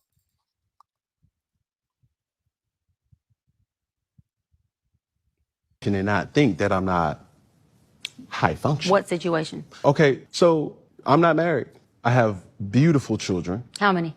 8. By how 8. many women? 3. And this is the kicker. I want more. I just finished watching, I think, 2 hours of that interview. I'm going to link it. It's on YouTube. So if you've not seen the full interview, because you need to watch it so you can understand the whole conversation. It's Here go another one of these goofy African chicks, I believe. Yeah, I think we're gonna have to make another part 4 to us going in on the African chicks. But yeah, this is one of the commentators, but we got a lot of American B-dubs in this as well. So she's gonna be playing clips of their reactions. But I just wanted to point out the usual suspect over here. One of these continental bed wenches. But let's go. It was really interesting, and I love Dr. Bryant. I love the way she was breaking things down. I love the way she explained everything, and You see that? Didn't we just point that out earlier? They love the way they love to hear each other's BS. Now we've shown clearly how this woman didn't know what she was talking about. We're questioning her credentials. In fact, I got a clip from Corey Holcomb where he's pretty much said he did some research on her. So we're gonna play that. But look how they always give each other credit. They always think that they're all spitting knowledge. And they just keep leading each other down the road to perdition off the cliff. So it's amazing. And it don't matter if it's the ones in the UK, the ones in the US, the ones on the continent, they all will kind of form this raggedy ass Voltron and start believing what each other says, and they all fall off the cliff together. It is crazy. But let's go. also made him know the difference between I value man and I functioning men, and also I value women with I functioning women. So now people are talking about this interview. People are on TikTok giving their 2 cents. I know we did this video yesterday. I posted the video yesterday, just generally talking about what do you think about men that, And since you guys love rating, you can rate her if you like. because they are rich, they just want to go out there and have so many children. The lips are okay, but that's about it, I think. And just impregnate women, just want to have baby mamas, but they don't want to, get married, but they want to have children because they want to continue their legacy, in their words, right? That was what we talked about yesterday. But then people were actually talking about Cam Newton and the interview and everything. Let me go ahead and roll some videos for you all to watch to the end, and I'll be back to share my thoughts at the end of the video. So a lot of people have been talking about Cam Newton and Nick Cannon's interview, and they both just had an interview in the same week. That's pretty. Yeah, this brother gonna make some good points. So it's funny she put his clip in there, so he's actually gonna make some decent points. Well, let's go. Pretty similar. Both of them basically sat down in the interview and said, listen, we rich as fuck and we want as many kids as we can have with as many as beautiful women, baby mamas as we can have because we can afford it. Now, is that reckless to just be out here making babies because you can afford it? Absolutely. First of all, this isn't a black thing. This is a millionaire thing. Rich men do this shit all the time. Now, he makes a good point because if you notice, including that quote doctor, she, at one point in that interview, I don't know if you guys caught it, she pretty much took what he was doing and said, she shifted it to black men. And what you will see is consistently they'll take this guy, they'll cherry pick situations like this, and all of a sudden it's all black men. And like what this brother just said, he said, well, this ain't a black man thing, this is a millionaire thing. Because you notice they don't have that kind of energy for what's his name? Elon Musk. Don't Elon Musk got like 20 kids or some crazy shit like that? I don't know. I don't know the exact number, but he has multiple kids. Right? And there's other white men as well that have that dynamic. So, and what the guy said in terms of it being a millionaire thing, that means that's just talking about resources. It just depends on your mentality, but also your resources. Some of us who may have even had some resources, we still, through our own discipline, may have said, well, you know what, based on what's going on in the world, I don't want to have that many kids. If I do have one, it may just be one or something like that. I don't want to have a lot, but I'm not going to have a lot of kids because I don't want to have to deal with worrying about them and everything that's going on in the world. That some of us think like that. Others might be like, well, I'm good. I'm a multimillionaire. I got the means to take my kids and put them in a very safe position. So I'm going to go ahead and have them. It just depends. But what these women are doing, they'll take a Cam Newton and guys like him, like a Nick Cannon, basically those two guys, and they'll extrapolate them to all of you. And you ever notice how they can never find the guys who don't have no drama? Like the black men, such as like Malcolm Jamal Warner. You don't hear nothing about him. That the Chadwick Boseman before he died. You didn't have a situation like that. Even Michael B. Jordan, guys like that. You don't hear things about those guys, right? Who don't have a bunch of baby moms. You notice how they don't ever extrapolate those type of dudes to you guys, but somehow they'll find a Cam Newton or Nick Cannon. They'll take the one or two guys like that when the vast majority of black men don't even have children. See, they don't ever want to deal with that statistic. And then the ones that do have children, they're more active in their lives than any other men. So it's really funny how they always like to cherry pick. And even with this Cam Newton situation, he's not even being like a deadbeat or anything. He's actually in his family, in his children's lives, and he's actually providing. So what is the problem they have? The problem they have, and they keep demonizing him simply because he did not want to take in those 304s. He did not want to hitch his wagon in terms of marrying these women. That's what they have a problem with. Even though the women didn't have a problem with it, like we just showed an example of one of his baby mamas, this Jasmine chick, she obviously ain't got no problem with him. She over there cooking dinner for the men. She ain't married to this dude. So if she ain't got a problem with it, then why are all these goddamn banshees running around having such a problem with it? And they don't have that same energy for the women who have laid down, gapped it open so that he can skeet up in them. They don't have a problem with them. They want to put 100% of the blame on the dude. It's crazy. And then D says the environment isn't fitting. And then Shadow says, if I was wealthy, I would have lots of kids too. Ain't gonna lie, over 20. Exactly. And that would be well within your right. Just like what Israel Online said earlier. It's well within his right. It is well within your right if you have the resources. The only issue I have with this particular dude is that if he has them scattered, I don't know what the dynamic is, if he has some in different cities or what have you. That's where I would disagree. I would say, listen, man, you got the resources, buy some land, buy, a block or whatever, and put your family on that same block. Buy a house for, you got 3 different women, buy 3 different houses. Have them all in the same vicinity. So when you go to see them, you can do all family functions together, right? You can go from house to house and you got all your family damn near on the one. If you can get them all on the one roof, then do that. If you can get a mansion big enough and them broads don't kill each other, then I wouldn't be opposed to that. That's the only issue I would have with that. And then, of course, maybe the timing, because, again, over here, we look at the geopolitical situation, the socio-economic situation, and according to the forecast, we don't think it's a good time to have kids just based on that. But that's a whole nother subject for another video. But other than those factors, I don't knock a man for wanting to have a big family, especially if he has the resources. Because I would be a hypocrite because I come from a big family. If my grandfather had decided he was going to stop at 8 kids like this guy, because he wants more too. Because that's how I guess my grandfather thought. He had, after his 8th kid, he decided to have 2 more, which my father being one of them. So if my grandfather would have stopped at 8, I wouldn't be here. So why would I look like having a problem with a man wanting to have multiple kids? My grandfather was able to take care of all of his children, him and my grandmother, and so they were able to do it. And all of them were well adjusted. But the point is, that's within a man's right to do that, and it's built into us as men. It's just a matter of having the discipline to do it the right way. That's all. But let's go. The women that was interviewing them was way too worried about them influencing other men to do shit like this. And I'm like, that's not going to fucking happen, because we not walking around. Right. And I think part of D's reason is he don't identify with Cam or Nick.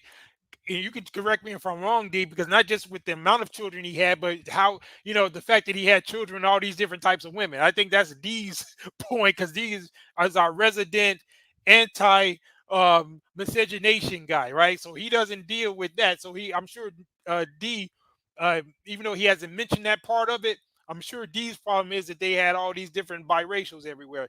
But you can correct me if I'm wrong, D.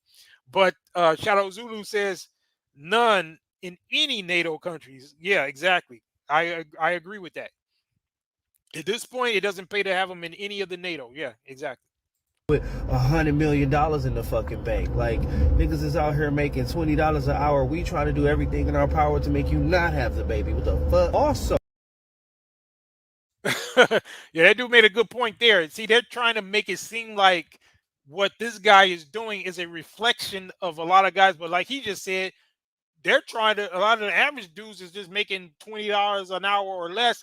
They ain't trying to get nobody pregnant like that. But it's funny how they always can find a way to demonize the actions of one black man and then try to paint all you guys like that. That's the crazy part for me. But let's go. let's not act like these women that they are impregnating are not signing up for this shit, because they are. These Ain't that what I said? I literally said that earlier. I said, and if you notice this quote, doctor, and all these women that you're going to see commenting, they all seem to be overlooking that key fact. It's amazing how they could go from their body, their choice, when it's time to delete the child, but when it's time to conceive the child, and then there's something to be blamed or demonized about, then that man's supposed to get 100% of that, but they get to get 100% of the decision making with basically none of the responsibility. So it's amazing. rich ass men are basically seeing these beautiful ass women walking up to them and saying, hey, you're pretty enough to be my baby mom. Would you like to? I'll pay you. I'll pay you for the rest of your life. I'll pay you child support for the rest of your life, at least for the next 18 years. And the women are like, yeah, sure, why not? I get to be a rich nigga's baby mama. Shit, why not? Let's stop acting like we don't all know plenty of women that's down to be a rich nigga's baby mama. But it seems. Yep, and a lot of these women's criticism of this particular situation is probably just jealousy because they are not in that position. Because I guarantee you, just like how we saw that woman flip-flop one of his baby mamas, Jazzy or whatever her name is, that's why we showed that clip where how she was talking in the beginning so anti-pick me, but then she flipped the script and now all of a sudden she loved to serve. Yeah, some of them same women talking goofy now, including that so-called doctor. I wouldn't be surprised if Cam could bust one up in her and she wouldn't have a problem with it. You know, that's just how fickle and flimsy a lot of them are. That's why we don't take them serious, right? But let's go. Like what nobody's understanding is that everybody gets what they want except for the fucking child. The rich man gets another baby with beautiful DNA. The woman gets a baby by a rich man and gets to treat her child like a check for the next motherfucking 18 years. And it's really sad because the child just becomes the product of a father that just wanted a baby by a pretty girl and a mother that just didn't want to fucking work. Well, I slightly disagree with him here. Because again, my whole thing is if the child is being well taken care of, then look, none of us gets to pick who we come here by. Some of us have been fortunate enough to be born into a good family, such as me. I would not change my family for anything. But some people, unfortunately, were born by bums. You know, some people who were not good people. I get it. But I disagree with him when he says that the children are suffering. I don't know. I mean, it seems to me like his children should be well adjusted. They're well taken care of. They have a rich father. Now their mothers may be 304s, but hey, you can't win them all. But I don't think it should be framed as if these children are being born to like an inner city situation where they're just being abandoned and they got to be raised on welfare and all that kind of stuff. I don't think that that's the same dynamic going on here. So I'm not necessarily convinced that these children are in such a bad situation. I think it's just a matter of, maybe he could just, as I said earlier, put them all in closer proximity if they're spread out. But as far as him being able to take care of them and provide for them, those kids should be good when it comes to that. But let's go. Bullshit. Dr. Bryant is really out here doing God's work and dropping so much knowledge. I feel like you notice, look at how twisted they are. This woman just said that this Dr. Bryant chick is out here doing God's work when she's literally saying things that go against the word of God.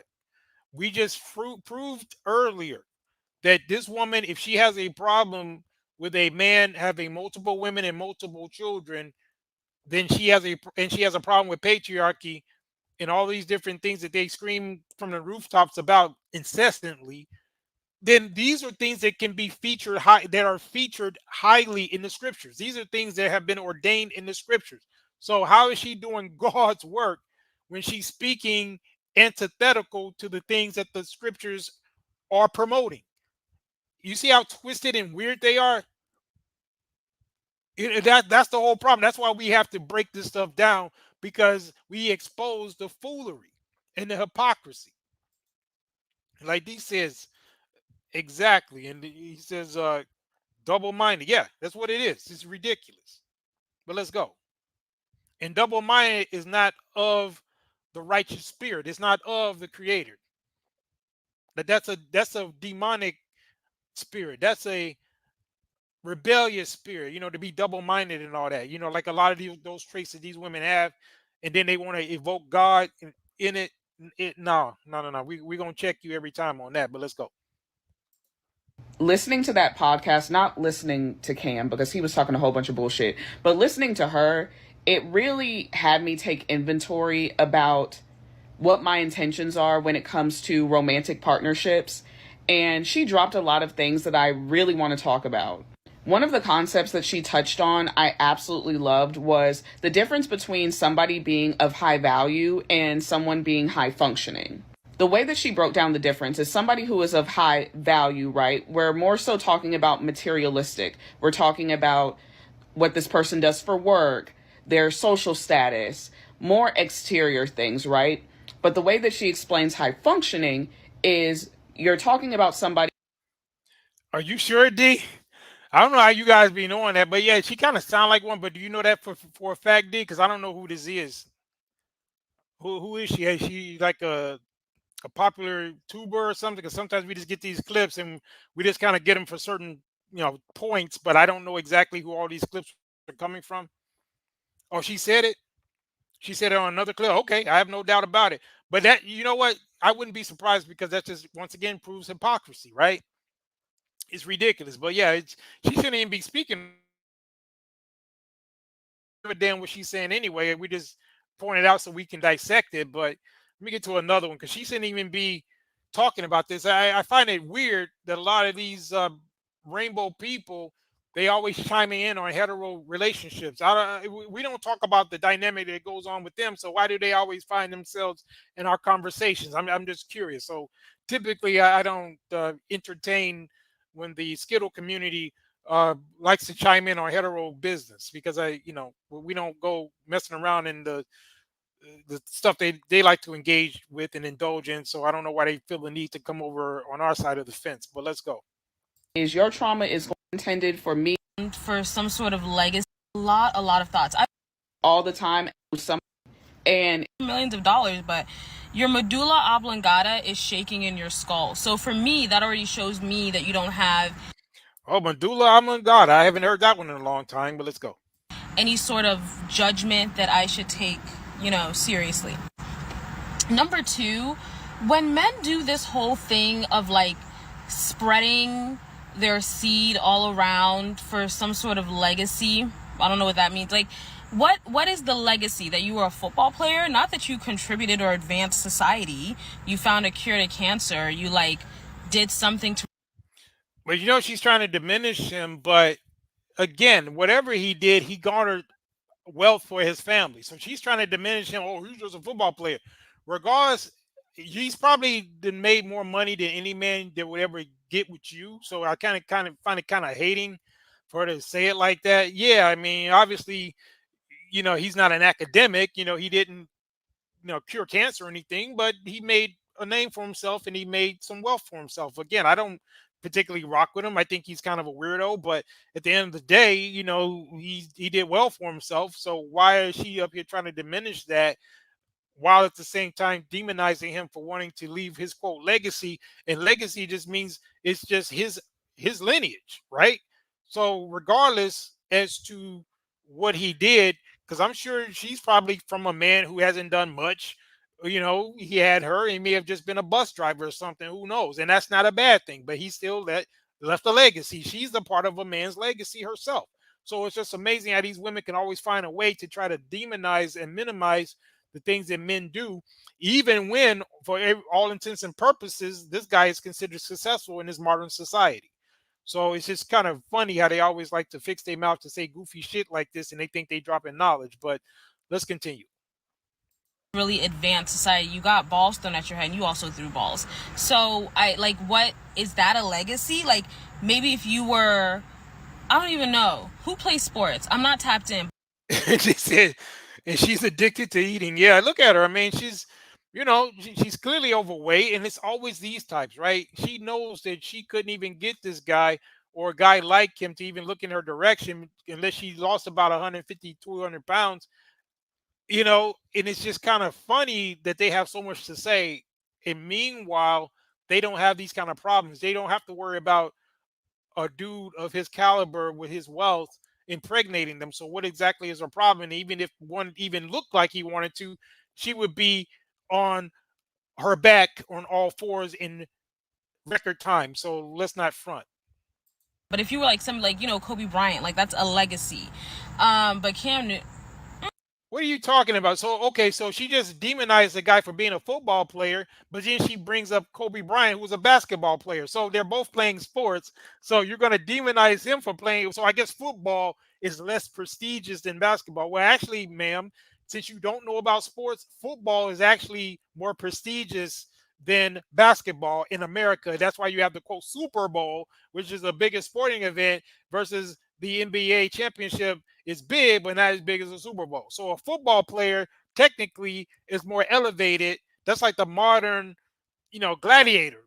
Just like in, because America is kind of modeled on ancient Rome, just like with the Colosseums, and you got the stadiums, and you got the football players as like the modern gladiators. And if you know anything about ancient Rome, the gladiators were celebrities. They were the men of the day. They showed the strongest and the most virile, and a lot of the women wanted them. So just as a little history lesson for these B-dubs, because they normally don't know what they're talking about. Super Black Passport Bro in the building.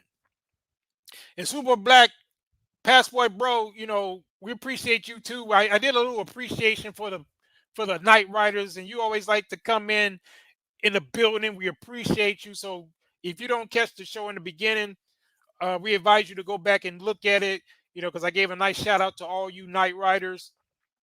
And you're definitely one of them as well. So I know you like to catch it sometimes in the middle. That's cool, but I hope you watch the playbacks as well.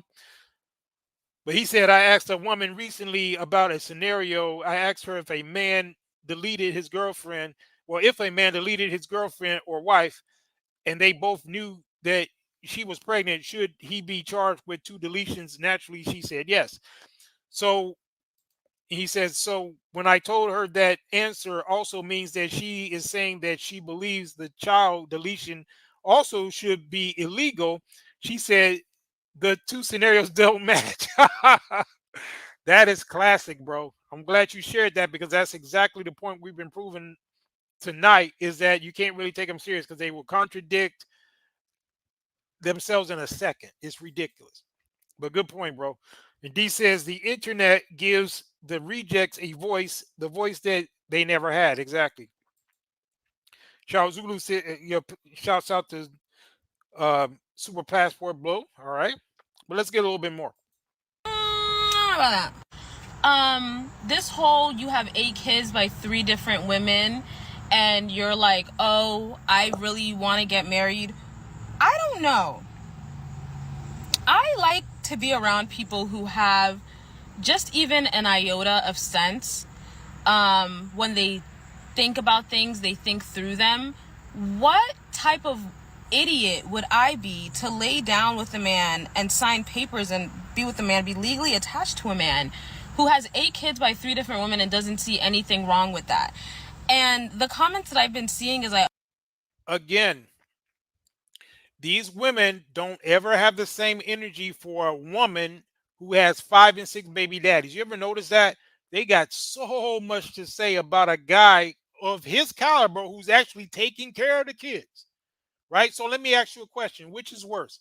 A man who's a multimillionaire who has 3 baby mamas and 8 kids and he's taking care of all of them, or some female in the hood that's got 4 baby daddies and got 10 kids or even 8 or whatever, and the government is taking care of those? Which one is more outrageous? Which one should you be in, sit in your little musty car? Who should you be going in on? This dude? Because whether you like it or not, lady, this dude's kids is taken care of. The women that look like you, who are making your image look bad, because even if you're not like them, they are the ones that are creating all of the issues that you got such a problem with, that you quote call Blackistan or whatever. So you got all this energy for a dude that's a multimillionaire that has 3 baby mamas of their choosing. Because remember, they chose to get knocked down by this guy, and they're still there. They're still in his life. He's still taking care of his kids. So you got so much to say about that. That's such a horrible thing. But meanwhile, you got women in the hood that are pretty much running rampant. They got 5 baby daddies, 6 kids, and the government is taking care of them. But you ain't got nothing to say about that. Very, very interesting. Let's get a little bit more of this foolery. To be with for the rest of your life and to marry them, you're a sick and twisted individual. And he's not the only person. I like, what's that man? That man with the turban. Nick Cannon, bozo as well. Elon Musk, another bozo. Well, to her credit, at least she pointed out a white man, at least, because the other ones just like to demonize black men. But again, look, even if you bring up Nick Cannon, Elon Musk, the point of the matter is these are all wealthy guys. These are all guys who are taking care of their children. What is the problem? You got millionaires and even a billionaire. Regardless as to how you feel about them, because I can say things about all of them, right? But the point of the matter is it's well within their right and their resources if they want to have multiple kids. They're not putting them on nobody else. They don't need the government to take care of them. They don't need your tax money necessarily. Although I'm sure some of them, especially like Elon, I'm sure he got all kind of tax havens and ways he's avoiding taxes and all that. But that's a whole nother subject for another video. But the point of the matter is he is not ostensibly needing anybody else to take care of his kids. He has the resources. So who are you to have a problem with? See, they just don't like the idea of a man flexing his power and his decision to decide that he's going to have these kids and he has the ability to take care of them. That's the issue they have. It's a power thing. I think somebody even pointed this out earlier. That's what the issue is.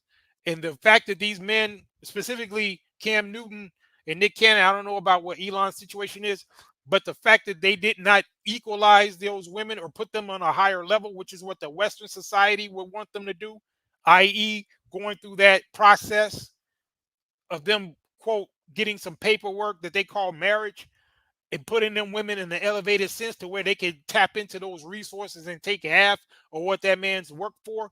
The fact that they're not giving them access to that and they're keeping it the power dynamic that it used to be, that's what they got a problem with. They don't give a damn about them kids. They don't give a damn about whether or not, those kids are eating or whatever. They know that that's not the issue. They know damn well those kids are well taken care of than any kids that they produce. Probably them kids probably got more money even at their infant age than these women will ever have. So that's not the issue. The issue is the power dynamic. That's why they're bitching and moaning. Like this woman right here. But let's go. From my understanding, the baby mamas with Nick Cannon, they gotta live hand to mouth, post. All them bitches work. When you got 750 kids, the child support, that's like what, $250 every week, if that. It's not stretching that far.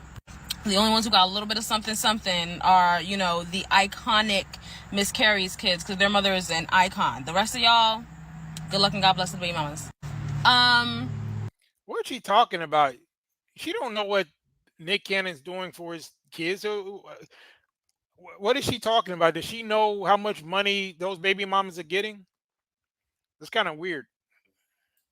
Yeah, when he was sitting on there looking dumb as hell trying to explain why he had a multitude of kids by multiple different women and none of them were good enough to marry, and talking about I'm scared of divorce even though your parents have been married for 30 years. Like, you're actually very stupid. Another stupid girl that I want to get on, there's this girl named Brittany Mahomes. She's married to Patrick Mahomes. He's a football player or something. I think he's on the Chiefs. He plays wide back, girl. I don't know. He plays something. And she's voting for that orange man. And they're like, oh my gosh, like, she's married to a black man and how can she do that? Please keep in mind that black man married her. Like, he knew what she was about before they got together. Y'all know what I mean? And when you look at their children, like, everybody be serious. I don't know. I think what I'm really struggling with is these are not humanitarians. These are not people that are actively contributing to society. She's married to a football player. She's not a mall queen. You said quarterback idiot. No, who are you talking about? You talking about her or the guy? Because I think she looks more like a fullback. I don't know. She's not like Angelina Jolie Pitt. She's not Kerry Washington. She's not Viola Davis. She's married to a football player. That's her contribution to society. So while we're using her as the barometer of like intellect is also very like bizarre. Yeah. Again, she's more like a linebacker or a fullback in terms of her build. But maybe I could be wrong. I don't know. To me, that's her achievement in life is being married to a football player. Cam Newton, his achievement in life is being a football, like, to me. Oh yeah. Cam Newton's, he was a quarterback, right? Okay. And then Super Black Passport Bro says Pat Mahomes is deaf voting for Trump. His contract is half a bully. The Patrick Mahoney plays quarterback. Okay, yeah, I believe Cam Newton did too, right? But like I said, if you were giving her some type of football position, I'm still sticking with the fact that I think she's more of a linebacker or fullback, something like that, because there's definitely a fullback that she has there. But you know what I mean. Ray Hamner in the building. Salute. Peace, bro. Yeah, Ray Hamner. Like I said, shout out to a lot of you guys, like Super Black Passport and all of you. That you come normally late in the broadcast, but I hope you always go back and catch the beginning, because I did give you a special shout out to all you guys, all you Night Riders that catch the show live, even if you come and get part of it. We just want to show a little love. So if you will be so inclined as to look at the beginning of the broadcast, if you didn't catch it tonight, then I would highly encourage you to do that. D says, right. He says she could be a tackle. Yeah, there's quite a few positions I think this woman can play, actually. Nose guard. Defensive tackle. Yeah, I mean, any one of those. You can put her on any one of those, bro. You don't even need no shoulder pads, bro, to be honest. But let's go. Me personally, when I think about advancements in society, they've contributed to the greater good of the human race. I think another issue that I've been having, that I've been not really struggling with, but like grinds my gears, is we're looking to them. We don't just like to do ad hominems over here. We like to deconstruct the positions. We just do that for fun. We're not always just going for the ad hominem, the lower hanging fruit. But, we've done such a meticulous job of dissecting and breaking down these females' arguments that at this point, that's the only thing kind of left to do is kind of give these little funny ad hominems. But I digress. To be like the voice of reason. He gets balls thrown at his head. And she married a man who gets balls thrown at his head. Everybody be so fucking for real. Well, maybe she gets balls thrown at her head too, and that's the reason why she's knocked up. So it's just funny how they keep trying to diminish what this guy does. But what the hell were those women, the women that he impregnated, what the hell were they doing? Were they microbiologists, marine biologists, chemical engineers? What the hell were they doing that was so great before he came into their lives? That's right. They were doing absolutely nothing. And that's the reason why they were quick to cock it open so that he could skeet up in them, because they didn't have nothing better to do. But this woman gets to sit up there looking like a melted pot of Jello pudding, talking all this goofy shit, knowing damn well if a man with half of this dude's wealth wanted to bust one up in her, she would be more than happy to do it. So let's fast forward, because this is just foolery. So we're going to get another goofy chick right here. As a parent, right, to showing up at those soccer games. There's no way you can do these things if you have 8 kids in 3 different households, and specifically they probably don't even live in the same state. And if you give them the benefit of the doubt that, okay, they make an effort because they can get on helicopters and PJs and stuff like that, these people still have to work, right? They're doing multiple TV shows and podcasts. These things take time, because in order to maintain all of these different households, they have to make sure in their own lifestyle, and they're looking for wives and they're courting new women. This is a very expensive lifestyle. So this extra money that they have, all they have to give is the money, right? Maybe they can get together where. But here's the thing, though. It's funny how, once that's the thing that he could provide, then it's not good enough. But you ever notice how they like to swish and move the goalposts? See, when money is an issue, like if the dude ain't providing what they think is enough, oh, it's all about the money. Then, oh, you ain't doing it. Even if he's seeing them, that's not good enough. He could be in their lives every damn day, but because he might be in between jobs or whatever, oh, he ain't doing a goddamn thing because he ain't providing enough money. But once they get a dude like Cam who's providing money, oh, that ain't good enough. He got to be there every day. No, he don't.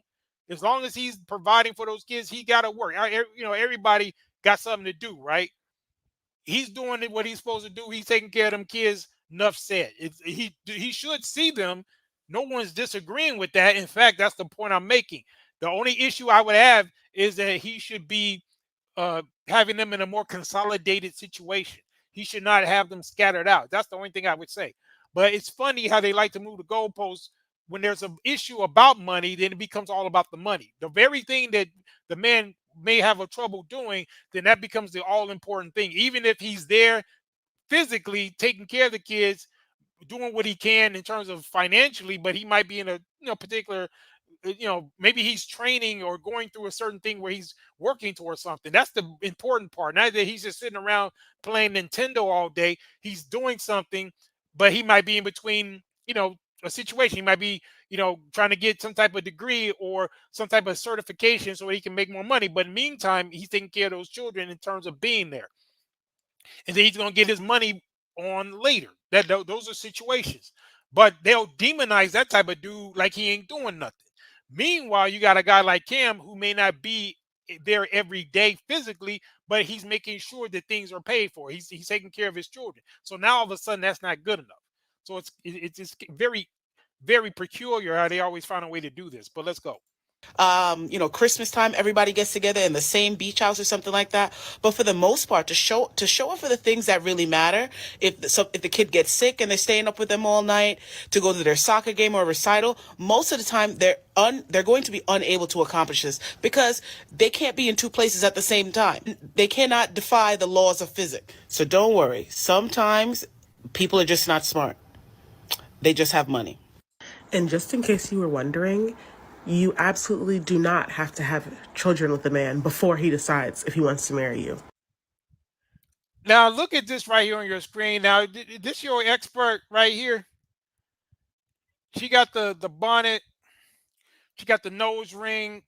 I mean, come on, man. I mean, who's beating down the door right here to beat down those walls? I don't know. That's crazy to me, bro. She got all this to say. She got all this to say. He said, that's the thing. Look at this thing. Look at it. See, look at this. Yeah, but that's the one got everything to say. Let's see what she got to say, because I didn't even see this clip. So let's see what she got to say, right? I'm sure she got a lot to say, but let's go. I know that this is like a really common thing. And people are like, I'm gonna have the baby, and then he's gonna come around, and he's gonna want to marry me, and he's gonna want to lock it down. Has anybody in this lifetime ever wanted to lock this down? I'm just asking. Let's go. He's probably not. He's most likely not going to turn around and marry you. If the baby's already had, if the family's already being built, if you guys are already playing home. But here's the thing, though. Here's the thing. Whose responsibility is it if that was the requirement, if that was the expectation, if that was the desire?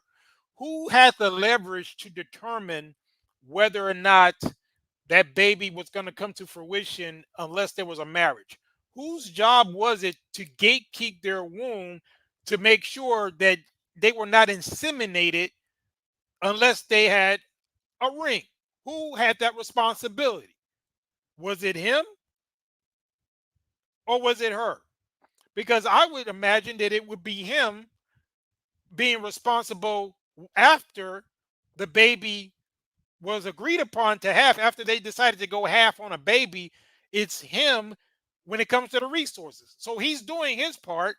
However, prior to the act, it's all on her because she was the one that determined that she was going to let him do the deed to get that seed. She was the one that let him skeet up in her. He didn't take it by force. So that was all her. So the fact that this, I'm sorry I paused it on this, you guys. Let me go ahead and let her finish talking. Yeah, I was just going in, so let me get her off. Let me see what more she got to say because I didn't mean to pause it on her right there. But let's go. If you're already giving him all the things that people usually wait for a ring to get, if marriage is your goal, you're not going to get it via the kid first. And if he convinces you that the kid is a trial run into the marriage and you believe it, then you wanted to be fooled. And I hate that I had to say that because I don't think I should have to say that, but I think it had to be said. In no world is the child the test run to the marriage. I'm going to say one thing about that Cam Newton and Nick Cannon interview, and I'm going to leave it at this because I'm not even trying to make this about no. Well, this one talking goofy, she's a little better looking than the last one. She's still just as goofy.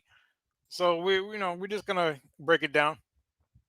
War on black men or nothing like that. I respected everything about that woman and how she handled herself in those conversations because I couldn't have done it. But I'm going to say this and I'm going to be done with it. I really, really, really, really wish that was a conversation between two black men. Everything. But you know what's funny? She acting as though and women like her act as though black men don't have these conversations. We do have these conversations. We have them on this type of platform. We have them in private. We have them in real life. That's part of the reason I believe that most black men don't have children like this. See, what they'll do is act like it's such an epidemic, and all you guys are out here running around spreading your seed indiscriminately.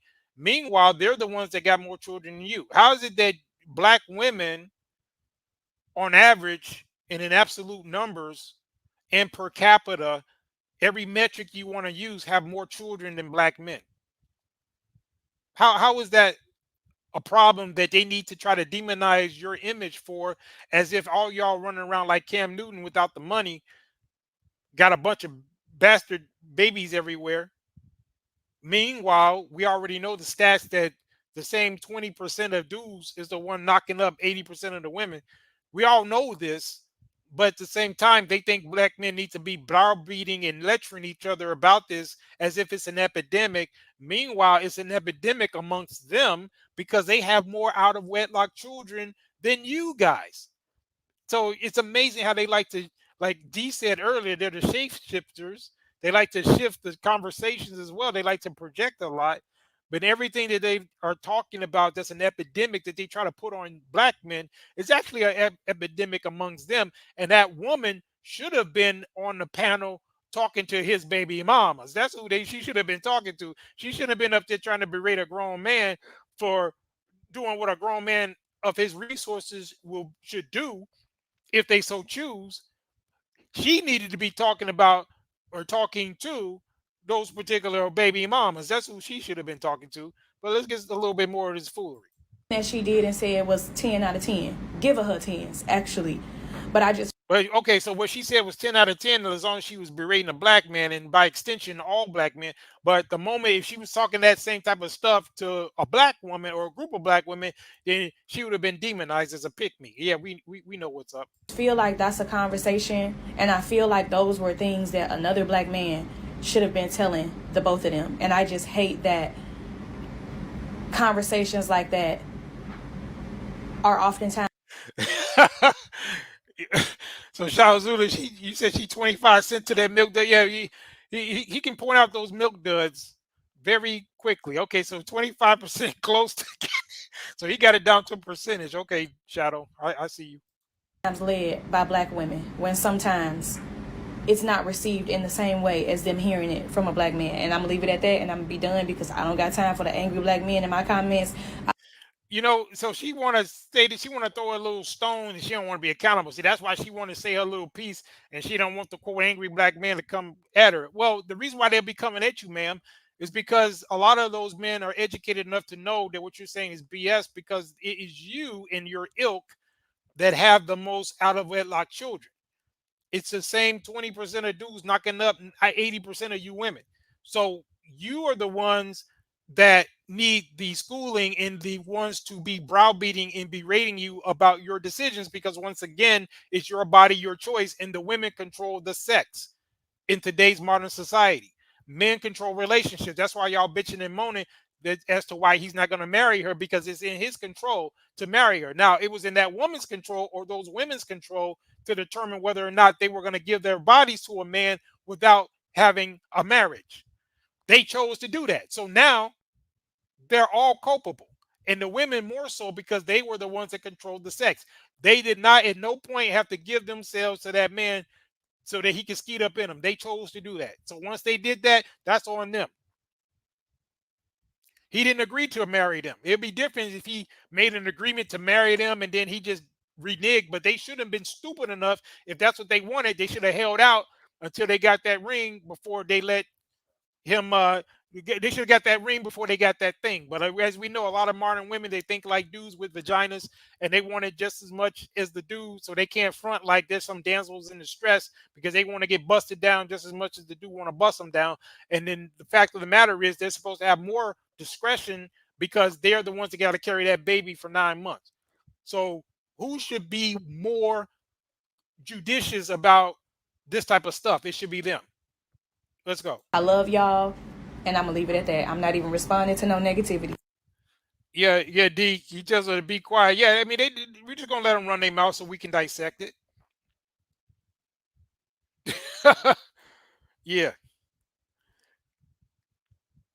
Yeah, she gonna just keep talking though. There was one video I saw on TikTok, and this lady said, if this... Yeah, we back to her again. So, it's just more of the same. So we're going to get to the next clip. But I just want you guys to see the level of hypocrisy that these women are doing when they just sit out here and try to talk all this nonsense when we got the facts right in front of us. See, back in the day, we didn't have the statistic that showed that 40, damn near 50% of the babies of the paternity tests that are given, the first guy that's tested is not the father, right? I guarantee you. Now, you know what? I'm not even going to say I guarantee. I would not be surprised if some of those 8 kids may not even be Cam's. See, they didn't even think about that one.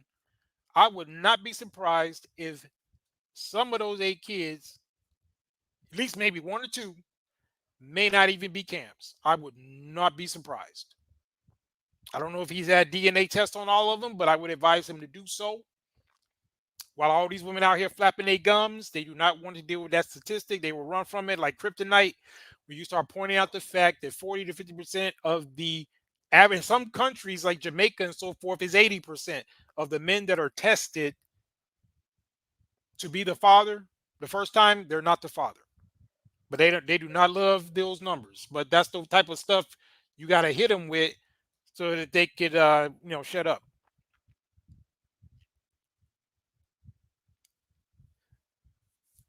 Yeah. Wait, well, you're talking about, yeah, let me read off Shadow's numbers.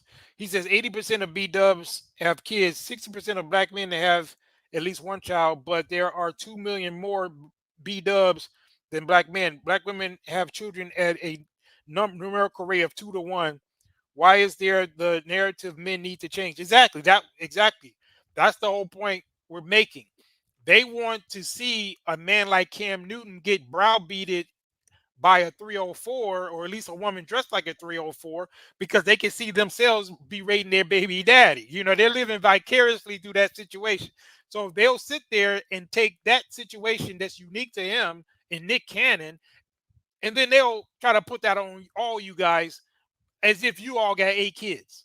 You know, that's what they like to do. Meanwhile, like Black Passport Bro just pointed out, those stats are probably what's going on currently, because I've heard stats that it was only 50 something percent of black men. So he says it's 60. That could be true, but I don't doubt the legitimacy of those stats, especially when you can actually see it out in society as well. And D says if those numbers are correct, then this makes sense. Exactly. He said they lie. He said he would be a fool not to get a DNA test. Yeah, that's what I said. I guarantee you. No, you know what? I don't know. But I would not be surprised if some of those 8 kids of Cam Newton's are not his. And yes, he would be a fool to not get a DNA test, especially when he's paying bank, I'm sure, for all of them. Liars. Yeah, DB going in and said they are the problem. Yeah. So like I said, I was, we're being generous even with the percentages, because I said, 50% of the problem, but 100% of the blame. Initially, they are majority of the decision when it comes to access to their body. Once again, their body, their choice. If you're letting this man have access to your body, especially for the purposes of getting you inseminated, that is 100% your choice, because that man cannot get access to you into your ovaries unless you give him access, unless he's taking it by force. And we all know that that was not the case. So therefore, it's more leverage to them in terms of responsibility. But even if we made it 50-50, why is it all of a sudden it's all on him and he's just a dusty Negro because he decided to knock up women that decided to get knocked up by him, and he has the resources to take care of them? I'm trying to see, why is all of the blame being put on him? But again, these women are living vicariously through this, quote, Dr. Bryant, and they're looking at him as like their baby daddy. That's how that's what's going on. But let's get some more. Yeah, we know it. We're done with her. Let's get another clip. Let's get another clip in here. You know what? Speaking of that doctor, I think I'm gonna play this clip of I think it's the one of Corey asking the question as to whether or not she is a real doctor, because I think he actually dealt with her before. But let's get this clip.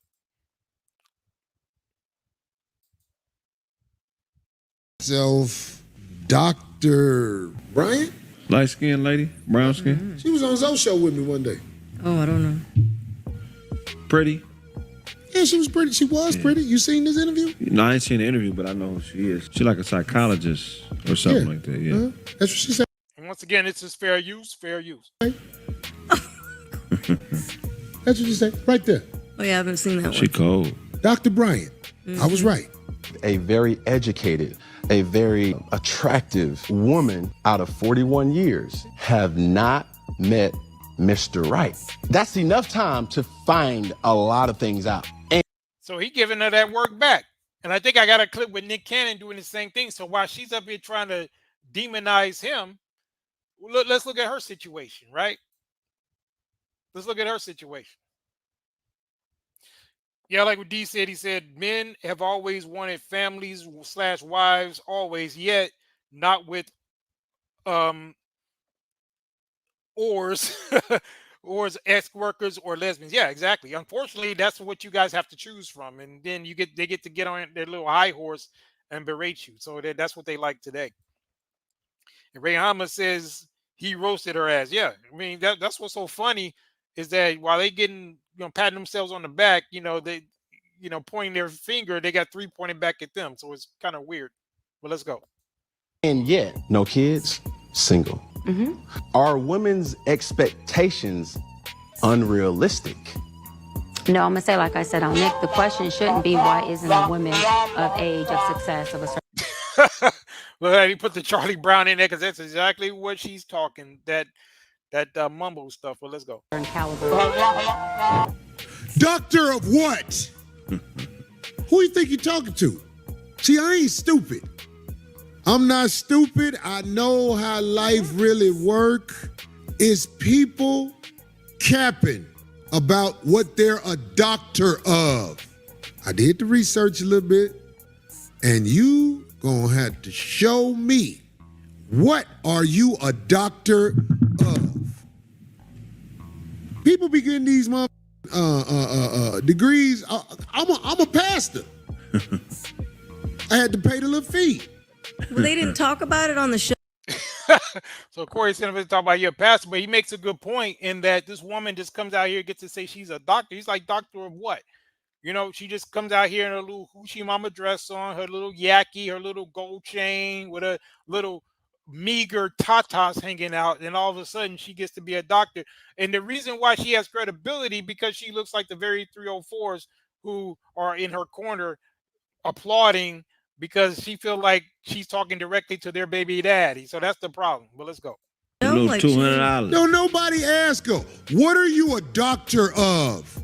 And where did you graduate to get this alleged doctorate? You said the same school Dr. Dre went to. Because, right, she's a Dr. Dre. Dr. Dre is more of a doctor than she is. Ruthless Records. International School of Business. I mean, like, I'm not stupid. You can't put an online degree in my face and think I'm not going to do the research of it. I don't like when people perpetrate doctor. That's another thing too. The modern 304, the B-dub in the West, they are overly visual when it comes to looks, right? Whether it's men or women, they put too much emphasis on looks, right? And that's not a good thing for women to be. You know, men, we're visual, right? We're the ones that like to see good-looking, attractive women, but these women have been so male-identified, they've been so masculinized that they've twisted the very dynamic that historically women were supposed to have. Women were supposed to be more substantive with regard to who they were choosing, because they had to be, because depending on who they chose or who they allowed to have access to their bodies would be the difference between whether or not them or their children starved. So women could not afford to be holding out for some dude simply because of looks or aesthetics or what have you. That's not to say that, you know, as humans, we don't have a right to have what we're attracted to, but obviously these women put too much emphasis on looks. Just like when we see what's going on with the dynamic between those exoticals and those unambiguous black women, they're all talking about being pretty and beauty and pretty privilege and all that goofy shit. Meanwhile, they'll give a woman like this, who I find to be mediocre at best. I mean, she's not all that. I just see a bunch of makeup and all of that on her. I mean, you know, is she smashable? Maybe, you know, with a, you know, in a, you know, if I'm not doing anything and I feel the mood, maybe I'll roll over and smash. I don't know. But she's not really, you know, she's not winning no contest as far as I'm concerned. But the point of the matter is, why are women giving her so much credibility? Which, like Corey's saying, she's a doctor. I mean, she hasn't shown any credentials. She has not demonstrably, even with her rhetoric, demonstrated that she knows any type of knowledge that I would assess is of that type of caliber. So it's just kind of weird, the type of credibility they're giving this woman. Shout out to True Social in the building. Salute. Shout out to Cortez Smith in the building. Salute, bro. Yeah, y'all following into the building. I noticed the later we go, you night riders be rolling in late, man. We're just getting ready to wrap up in a few, and you guys come to the party late. But it's all good. We happy to see you. And True Social says this lady said she will date a 26-year-old man at her mature age of 41. She is Cam Newton's equal with regards to being a red flag. Oh, really? Well, I don't even consider Cam Newton that much of a red flag when it comes to the situation I get, and the way he's dressing, I don't question that. I do question the fact that if he's had children spread out, but if he has the resources, he can consolidate and put them in the near area, and he can buy a house on the same block or whatever, in or a few houses, and he has this clique in close proximity. I don't necessarily have a problem with it for that reason. I think that nowadays people need to be circumspect in terms of having children because of the times we're living in, with potential financial collapse, World War III, all that kind of stuff. So philosophically, I differ, but in terms of his decision to make, have children based on his resources, I don't have a problem with that. This woman, on the other hand, is not in a moral position because she's not a wife, she's not a mother. She has not demonstrated anything of any superior situation where she can chastise this dude in any way. So that's the problem with the whole dynamic. And then Cortez says feminism told women to choose men that the way men choose women. Exactly. That's a good point. That's why women like, quote, pretty boys. Yeah, exactly. I actually did a video about that thing, about how even this thing about how women talk about they want a man that's cute, right? We've dealt with this subject. Should no grown man be cute, right?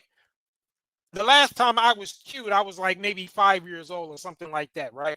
So I don't believe that women understand the true nature of how they've been brainwashed to the point where they actually think it's okay for them to be a grown woman wanting a man that's cute. That's maybe the reason why you got so many female teachers that are having relationships with these younger dudes. Oh yeah, we are going to be doing a video on that. I've already done it in the past, but I think it's time to deal with that subject again. All these teachers messing around with these little young boys in school. Yeah, it's an epidemic because they like them because I guess they're cute, right? But women are supposed to be attracted to handsome men, right? Men with resources. And I did a juxtaposition between women in the West versus women in these other countries, and how, which you'll notice if you're well traveled and you've been in some of these countries, if you're a well-dressed man, you got yourself together and you're what they consider handsome, then you're going to get that attention from these women. I've experienced it. They don't look for a man that's cute. They're looking for a man that they feel is attractive and that you got resources. And to be honest, they don't even put that much emphasis on your looks, to be honest. Some women will tell you you're handsome. I've been told I was handsome by women, foreign women.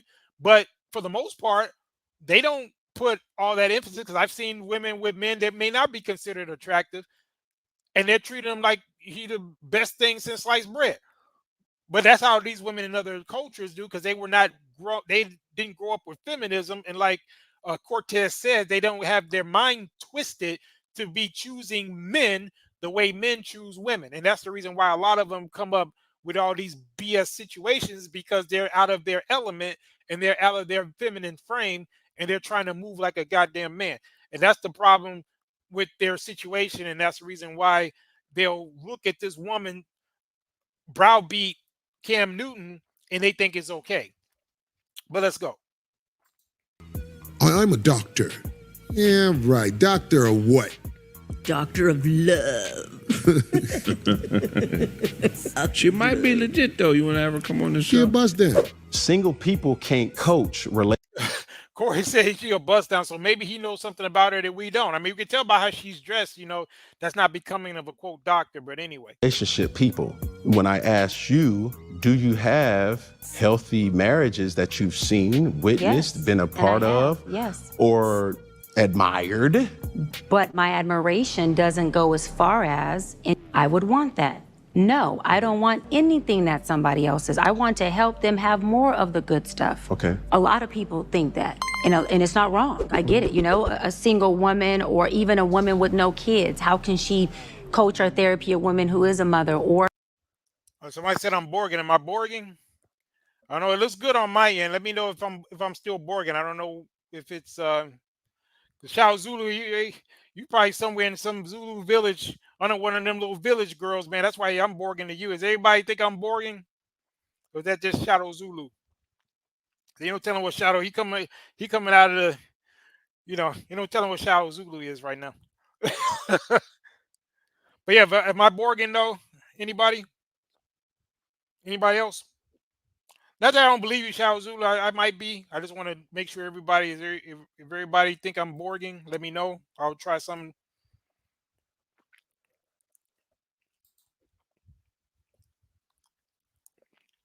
That's another thing where I appreciate you, Night Riders, because I know some of you might be driving your trucks or you're at home chilling. Whatever you're doing, you up here middle of the night. We appreciate you. Just want to emphasize that again, like we said in the beginning of the broadcast. So shout out to all of you guys rocking with us in these wee hours of the night as we do this work.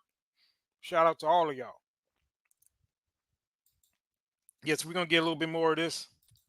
A single woman, how can she coach her therapy or help or be a psychologist with people who are having marital But issues? you're single. I'm single. Okay. Yes, I'm single. People come to me who are married. I'm helping each of them. And so when people come to me married, they're coming to me like this. And so I'm not counseling married couples. I'm counseling individuals who are coming with so many issues within themselves that they. If a dude goes to her for counseling with his woman, dude, you are an idiot. I am a strong proponent of men getting counsel from other men, because you see what happens when you go to these women. They're going to put 100% of the blame on you. They're not going to give you a fair shake. And then any man that's going to subject himself to her counseling, all I can say to you guys is that you're going to need counseling after that. You're going to need counseling after the counseling she's going to give you, right?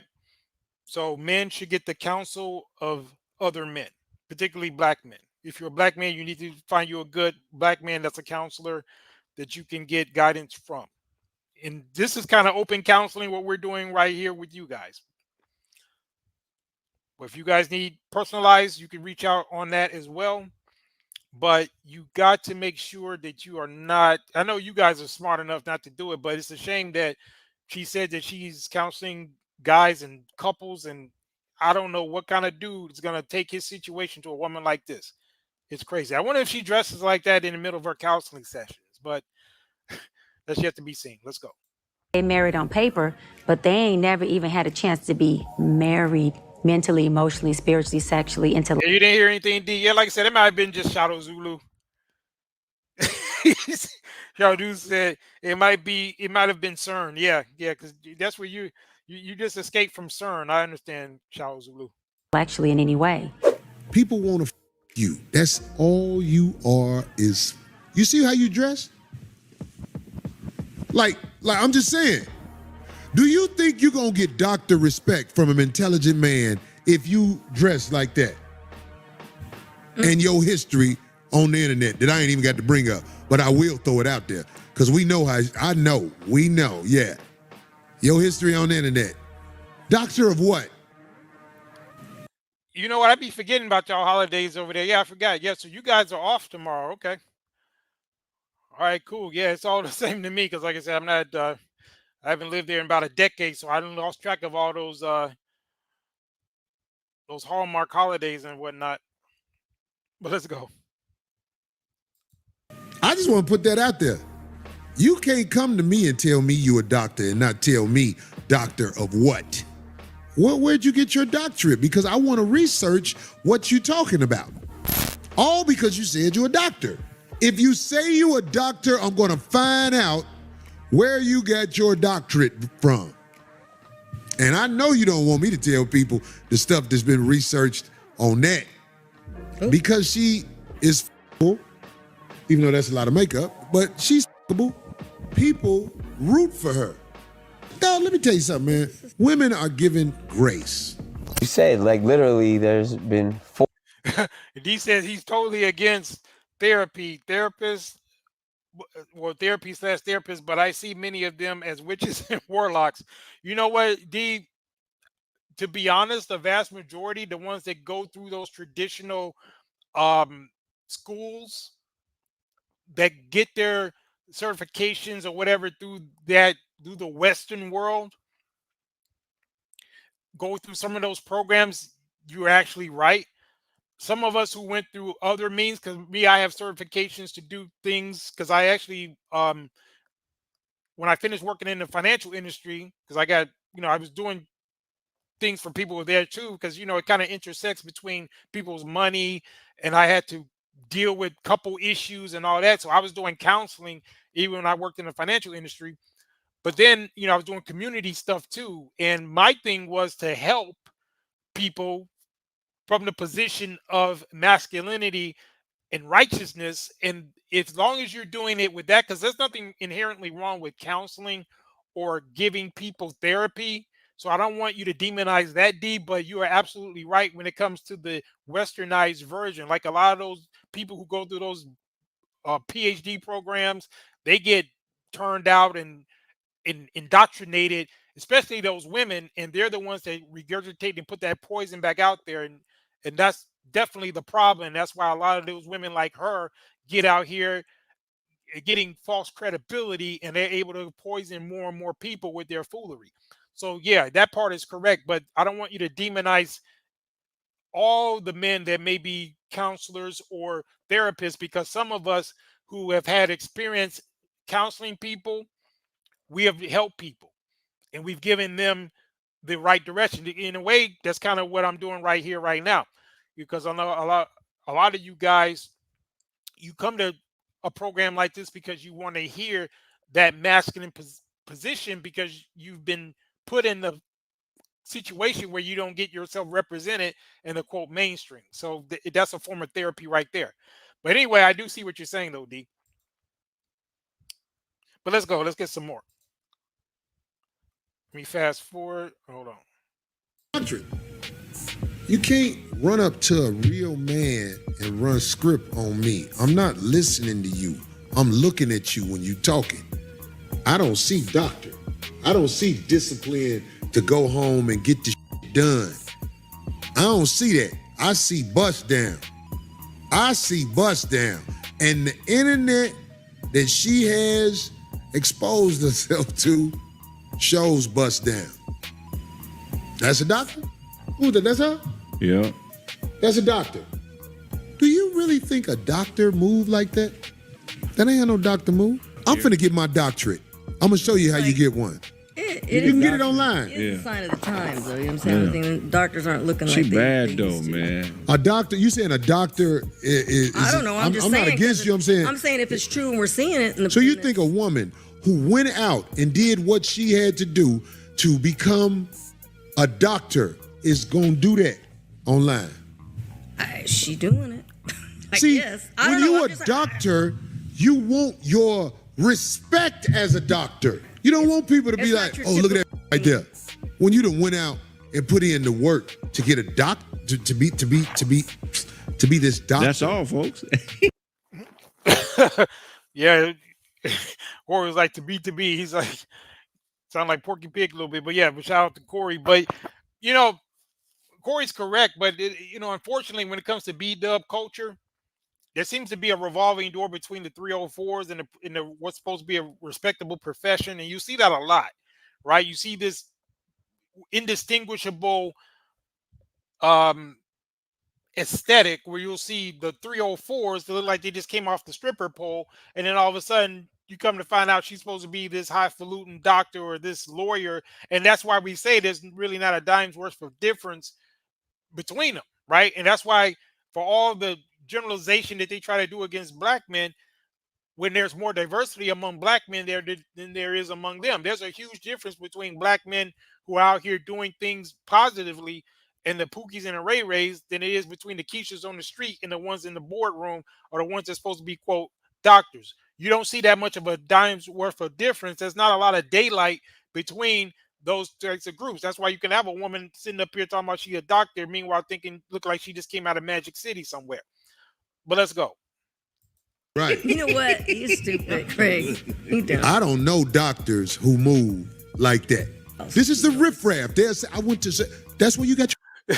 Look, yeah, D says long memory glands. Yeah, they're not big, they're long. I mean, it's a very big difference. Long memory glands are not good, right? We don't need them to be long. We like them big, but not long, right? Let's go. Your doctorate? Where is your doctorate from?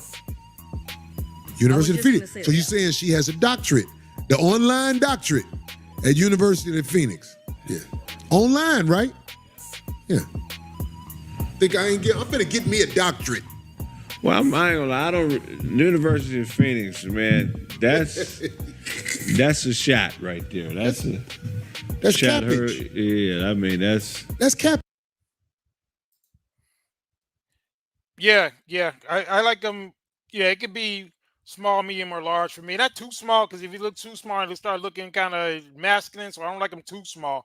But definitely, I don't know the different cup sizes, but typically I could take it, if it's, would be considered, little, medium or that. I don't like extremely large either, but yeah, that's a subject for another video. We can talk about memory glands at another date.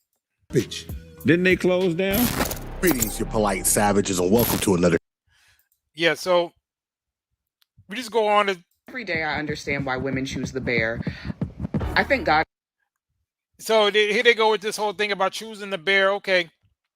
The only bear these women are choosing is the teddy bear they're sleeping with at night because they ain't got a man there. But it's funny how these women always claiming that they're going to choose a bear and all this stuff. And I've never met a woman in my life that was not scared of some natural creature. For all this decentering men, they don't need no man type stuff. You ever see a woman and how they react when they see an insect or anything like that? It's always weird. Again, it's just all kind of weak, but that's how they like to talk. But let's get it. Every day that I'm a lesbian, but what? These men are embarrassing. Oh, she's a lesbian, right? Oh, so she's part of a dynamic that's the most violent. That is between women. Lesbian relationships are the most violent, and they break up the most. But somehow, she's in a better position than being with a man. Okay, got it. Why do these men keep getting microphones? I don't understand why these men get on these podcasts and make an entire app themselves and their relationships. It's very clear that he was intimidated by her because he is not used to interacting with women that are not stroking his ego. Yo, whoa. Please someone explain to me how a woman that likes the other team, a lesbian, what is really her fight in this particular situation? Exactly. That's what I said earlier. I'm like, because one of y'all pointed out to me there was another lesbian talking goofy shit. So just like we bypassed that one, we're gonna bypass this goofy chick right here. Because like the guy just said, what the hell does they got to do with any of this? But let's go. Made him look bad, baby. I mean, bad. He couldn't keep up. It was clear his ego was hurt. He wasn't listening to what she was saying. You see that? See, they think this is a win. They think they're actually winning just by that. Because again, all they're doing is juxtaposing this dude to their baby daddy and their poor decisions. Meanwhile, this guy's a multimillionaire. He's taking care of his children. Whether or not you agree with his fashion sense or whatever, look, because I got my issues with this guy. But at the end of the day, he taking care of his. A lot of these women who's out here bumping their gums, they would love to get impregnated by a multimillionaire. Most of them got knocked down by the dusty dude off their block. So they got some nerve talking crazy. But then they get out here with their goofy ass wigs on and their bonnets talking all this nonsense, and it's crazy. But let's go. Sir, yes, you have created broken homes. It doesn't matter how much money you make. Again, they're using the term broken home wrong. As long as the father's in the child's life and he's providing resources, that's not a broken home. Even if it's in different spaces. Again, if he's taking care of all of them, the only issue I would have is if he just makes sure that he's in close proximity to all of them, put them all in a couple of different, even if they're in different houses, put the houses on the same block or something like that. That's the only issue I have with that. But as long as he's in those children's lives, that is not a broken home. And the fact that these women keep framing it like that shows how ignorant they are. But let's go.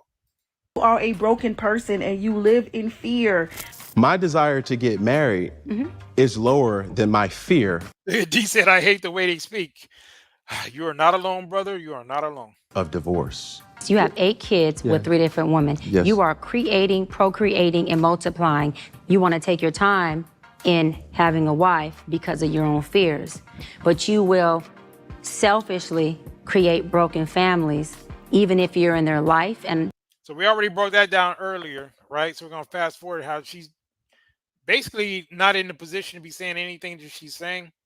But let's get what this hooligan got to say. Go to a nice school and drive a nice car and wear nice clothes does not mean you're raising them. A broken home is a broken home, whether it's an apartment or a mansion. The part that frustrates me. You see how stupid that is? They would love to have them type of problems, to have be in a mansion taking care of some rich dude's kids. I bet you they wouldn't think it was broken if it was them. But let's go. The most is nobody has empathy for the mothers of these children. I see comments all the time. What? Nobody has empathy. You guys are not even mentioning them. So why would there be empathy as if there's some victims and they were just sitting around and they were chained to a bed and he just went and skeeted up in them? Oh, by the way, you're going to have to raise my $1 million kid. Yeah, you guys wish that was you. But somehow these women are supposed to have empathy for what? Because they don't have to work for the rest of their life. That's why you should empathize with them? Ridiculous. That are like, ooh, this girl got pregnant by an NBA player, like she's got it made, like she's set for life. Not even understanding that carrying and delivering a child has so much effect on the female body just because they're not clocking into a Okay, so listen to that. So she's talking about how much of an impact it has on their body. Then who the hell should be making the more rational decisions? Since they got so much of an impact on their body, it's always, going to be, putting them in a position of being a victim. Then they should be the ones making sure that no dude can run up in them unless they have a damn ring. And if they don't, then they forfeited that right, and they've allowed themselves to be partners in this situation in terms of responsibility. So that they don't give them a right to be a victim. If anything, they're the perpetrator because they allowed themselves to get in that situation. So you see why they always want to, move the goalpost. So 1 minute, it's all the guy's fault because of, a decision that they both made. But then at the same time, the woman is the one that gets to be the victim. Well, what about those situations where the guy decided he didn't want to have the child, right? But then the woman has all the decision making in terms of going ahead to allow that child to come to fruition. So they don't get any of the responsibility, but they get all the say so, right? Okay. 9-to-5 job does not mean that they're not spending so many hours a day breastfeeding, taking care of these children physically and emotionally, picking them up and taking them to school, taking them to soccer practice, cooking, cleaning. That is not a lifestyle we should be glamorizing or encouraging. Shut up! You just saying anything now, ho. Still women, a lot of smart, young, attractive women who will still willingly get pregnant by Cam Newton. So his reality doesn't line up with all her smarts. With every degree she has, she cannot combat that. And that's why when we have these conversations, women get so mad when men try to hold them accountable, because you can't hold Cam Newton accountable. See, all she do is repeat all of the stuff that the feminists repeat. It's feminist type of behavior. Cam Newton was talking about how he got 8 kids and he has no desire to be married. Oh, now he's a dirtbag. But I bet you Cam Newton, kids ain't wanting for right. Exactly. That's the whole point. As they bumping their gums, a lot of them women have already been busted down and impregnated by men don't have a tenth of what this guy has. And they would be dumb to not be in the position of some of those women that he did impregnate, because that's like hitting the freaking lotto. And a lot of these women would love to be in that position. So you're going to let Dusty Dan down the block bust you down and get you pregnant. And then that was okay because that was part of your decision-making process. But then all of a sudden, this dude who has the ability to take care of all his kids and is doing so by all accounts, all of a sudden, and that's such a bad thing. Total hypocrisy. But, we're going to get into this Nick Cannon clip where he pretty much roasted her as well. And then we're going to be wrapping it up soon, guys. But, yeah, you guys have been in here dropping some fire comments. Shout out to the Night Riders in the building. Salute to y'all. But yeah, we're gonna get some more. I think I got 1 or 2 more clips. Get this Nick Cannon clip where he's kind of roasting her a little bit.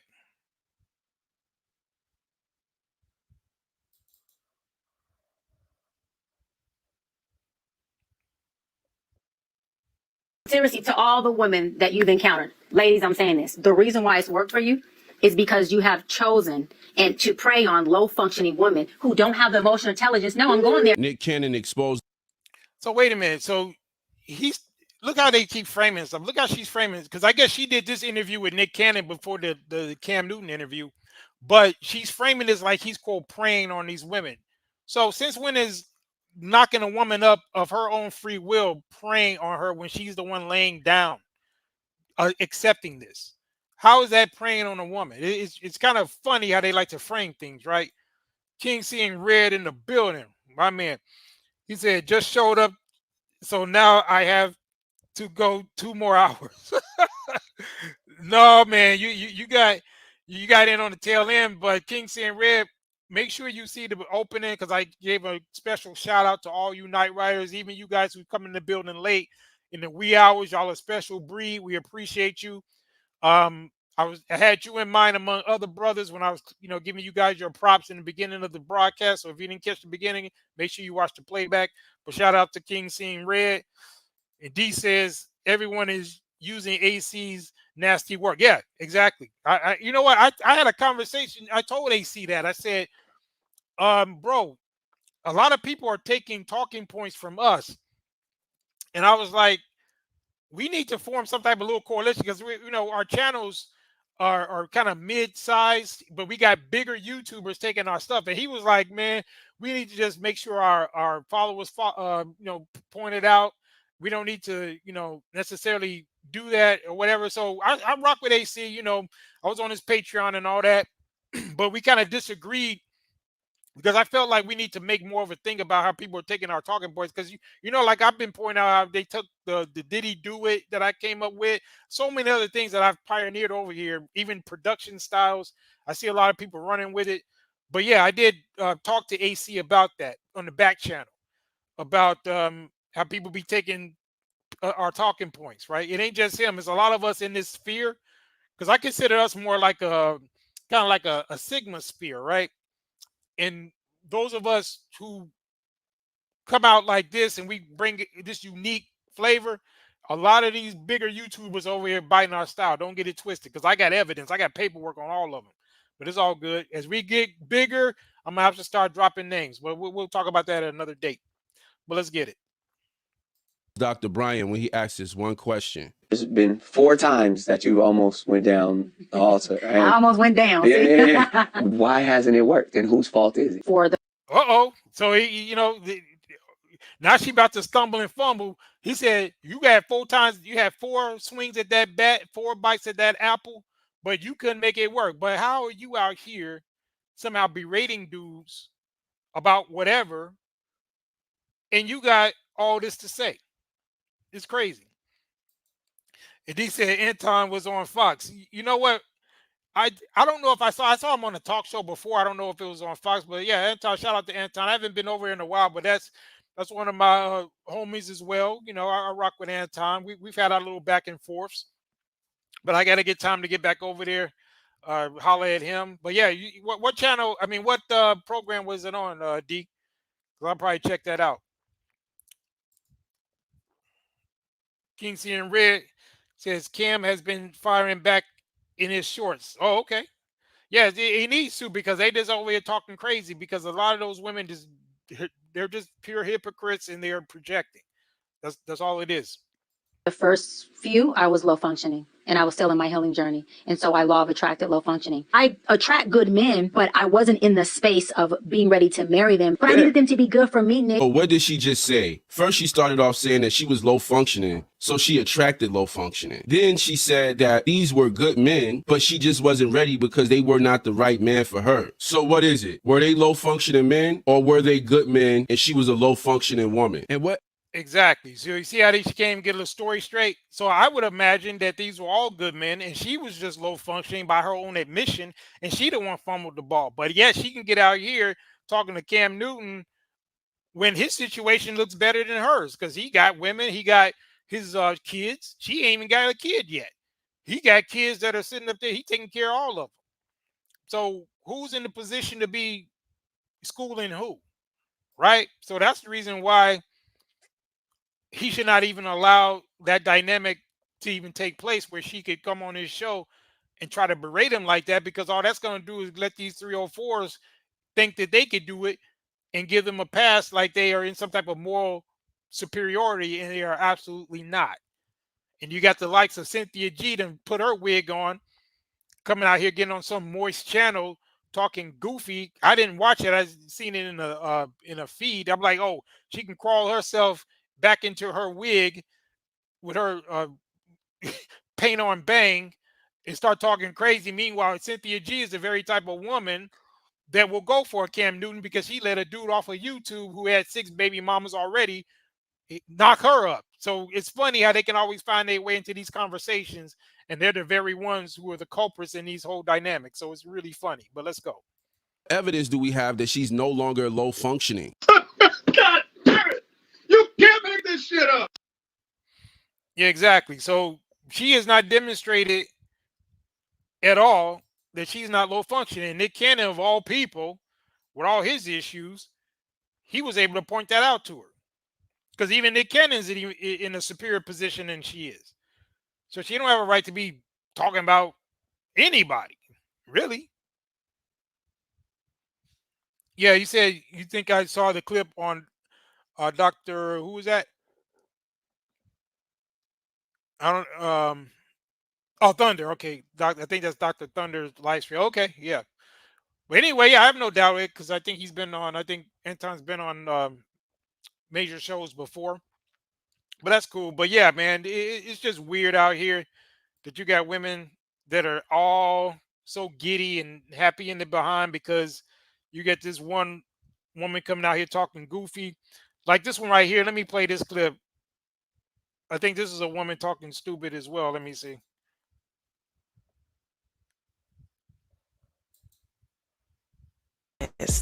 These niggas are stupid.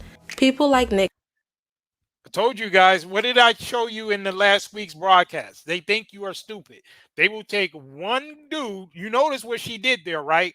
She took this guy, Cam Newton, and Nick Cannon, and they said to all of you that you're stupid because of the decisions that they make. So if they're stupid, then what does that make the women who's supposed to be the guardians of their own body? They're supposed to be the gatekeepers of their body. They're the ones, like this other woman said in the clip, they're the ones got to go through all the pain and suffering to bring forth the child. The man, we just can kind of skeet and skedaddle. We don't have to go through all of that. We can get the pleasure from it. Now, the responsible thing to do as men to take care of the baby. But at the end of the day, you're the one carrying the load physically. So who's the stupid one if you're going to sit there and let a man skeet up in you and have his baby and he didn't even give you a ring? So who's the stupid one in this equation? But you heard what she said, right? So let's play it back. At this point, let's just be honest. These niggas are stupid. People like Nick Cannon and Cam Newton always love to put on their cherry hats. They like to sit upright. So she said people like them. So who are these men? Is it the majority of black men? Is that what she's trying to say? He said, "Not right a marathon." Now we about to wrap up, bro. See, I'll be wanting a marathon, but to me, this, sometimes we'll go about 4 hours or a little bit more. We may not do that tonight because I got to be wrapping up soon. But yeah, at some point we might, if we get more and more people in the building, we might do a marathon at some point. Because to me, a marathon is longer than 4 hours. I think we did that last week. I think we went at 4 hours and some change last week. I encourage you guys to check that one out. That's a very powerful broadcast about the intelligence thing. I might have some people clip it up, but we'll see.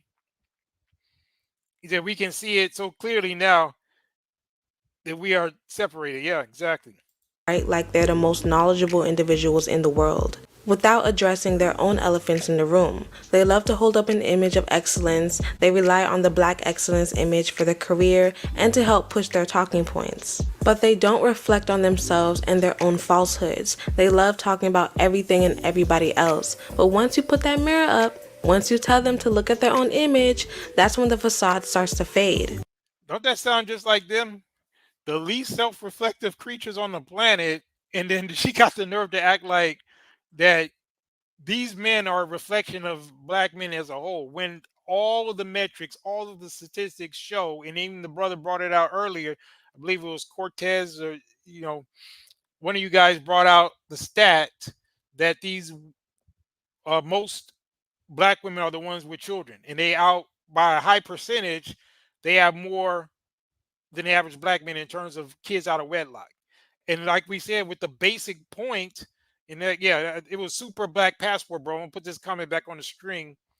When we got stats like this, they are not in a position to be talking the way they are. Once again, he says 80% of black women have kids, only 60% of black men. So what does that tell you? That's a 20% differential. That's a huge margin.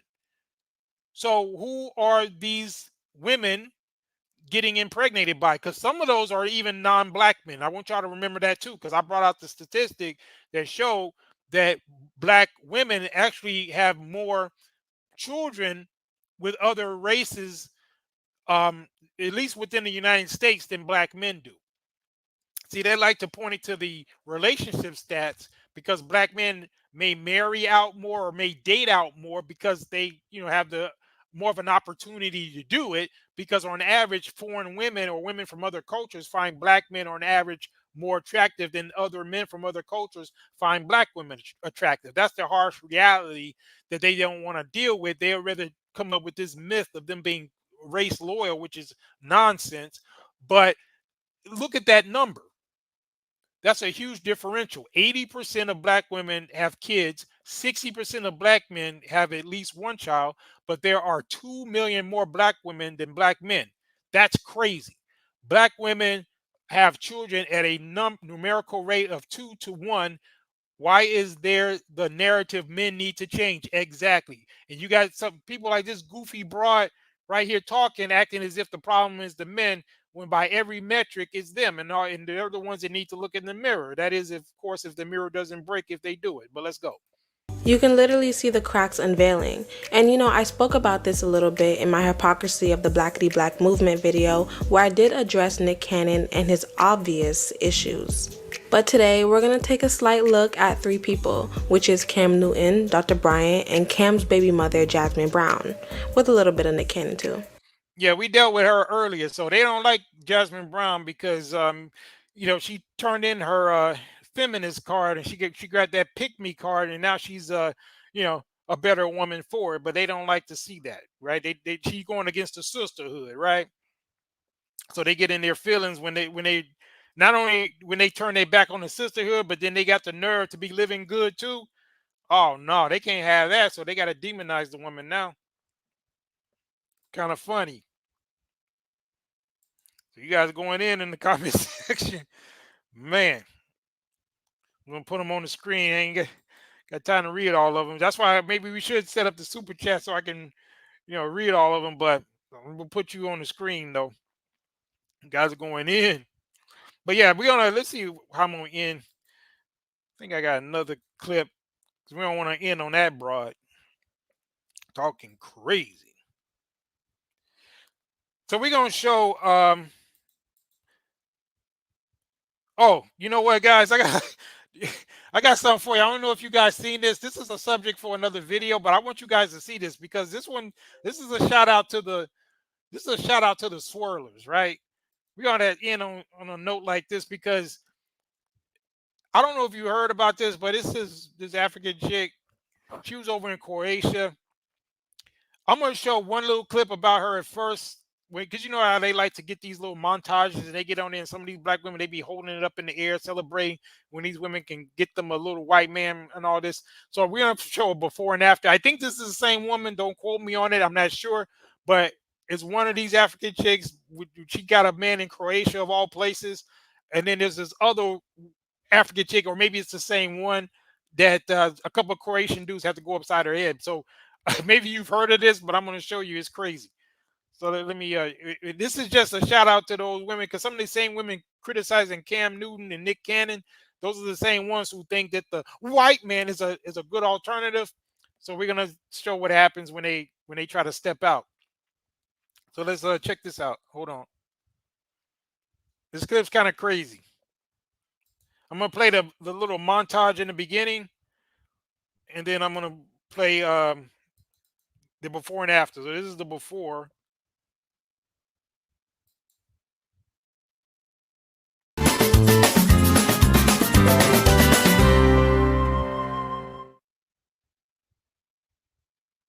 Our couple today is Luka and Barbara. Luka is from Croatia and Sandra is from South Africa.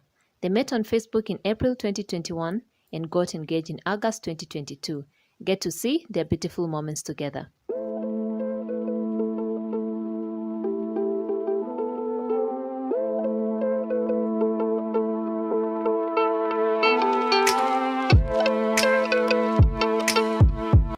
Okay, so I'm not sure if this next one you're going to see is this one. I think it might be, but I want you to see. You see how they be styling and profiling when they get their little white man. But check this out. This is just an addendum to some of the other shows we did on this subject. But this is an African chick from South Africa that went over to Croatia, and she got her a little zaddy. But let's see kind of like the before and after, shall we? So let's go. This is maybe her now. Let's go.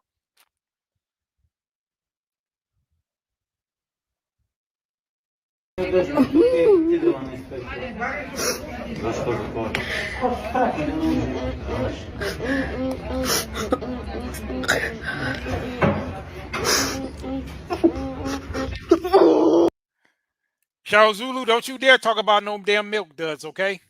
I know you, bro. Yeah, them edges been snatched off, man. It's really looking bad out there in Croatia right about now, but let's go.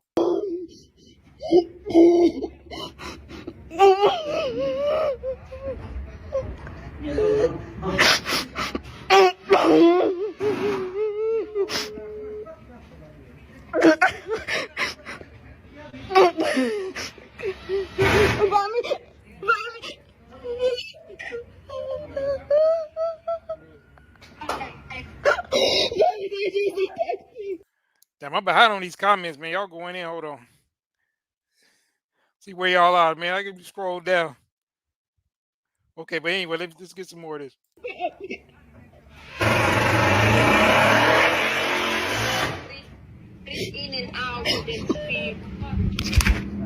Mommy, they just attacked me, This man attacked me and my kid with his two boys. Mommy. He attacked me with his kids and he didn't. I came to get my stuff and this guy attacked me with his.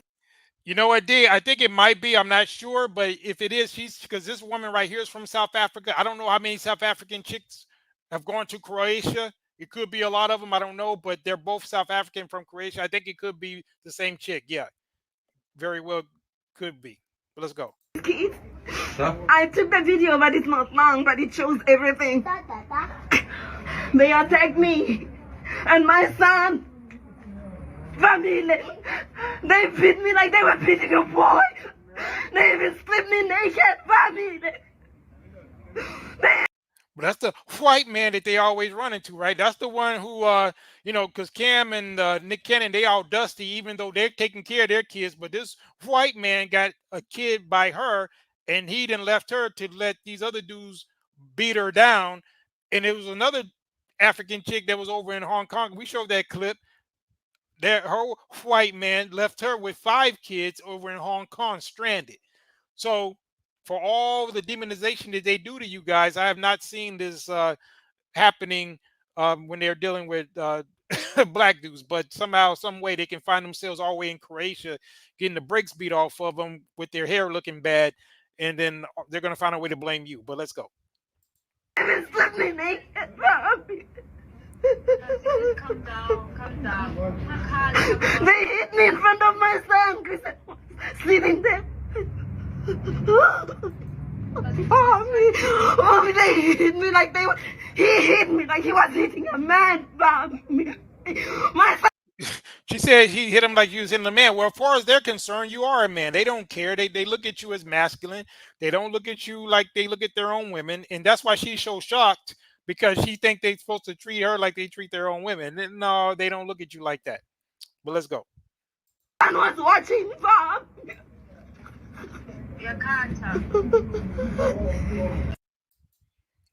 Yeah, so I know D likes it's really sad. You know, I hate to see anybody get that work under certain circumstances. You know, it's kind of sad because she got a kid and all that. But at the end of the day, you know, that's what they sign up for. And you know, those same women that will demonize a Cam Newton and a Nick Cannon when they are actually in their children's life, they ain't got no smoke for a guy like that Croatian dude who left her in that situation, right? They ain't got nothing to say about that, but they got everything in the world to say about you, even when it's not true. But anyway, we know how that goes. But at any rate, fellas, it has been live. You guys are in the building heavy, you know, even in the middle of the night. We're over here in double digits, which is good for us. You know, and our little thing that we got going over here, shout out, salute to all of the night riders in the building, middle of the night. That lets you know that you guys are special. You know, it's amazing. We get, sometimes it's, you know, little channels our size. You guys, you know, come in the building more heavy than some of the channels that have people during the middle of the day. So the fact that you're over here in the middle of the night is a testament to you guys' quality. And salute to y'all once again. So, you know, we're going to have to end it right there.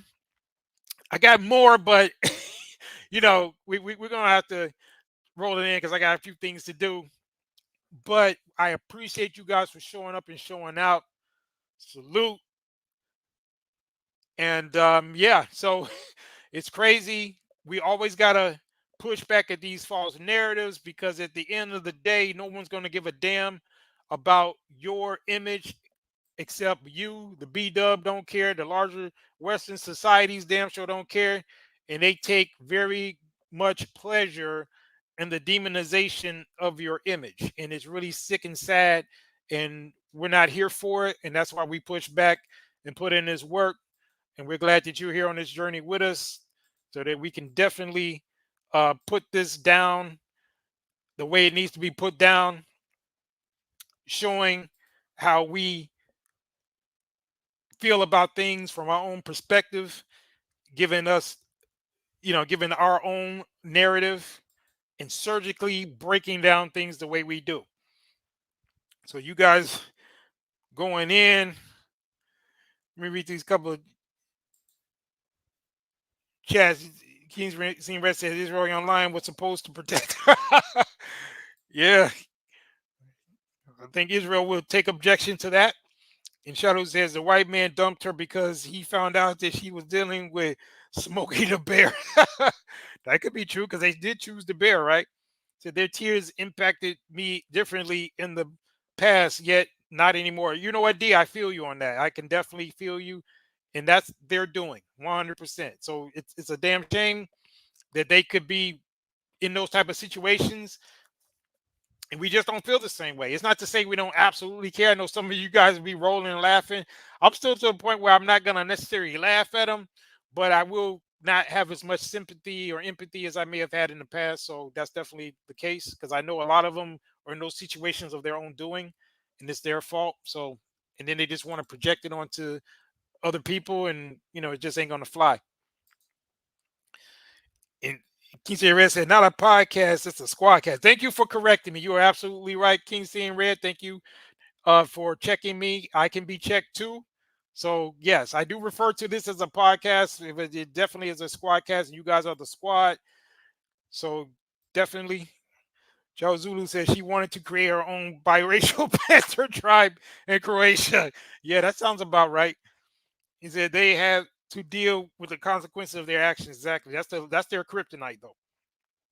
And Cortez says, Shadow, that's the divester mission statement. Yeah, exactly.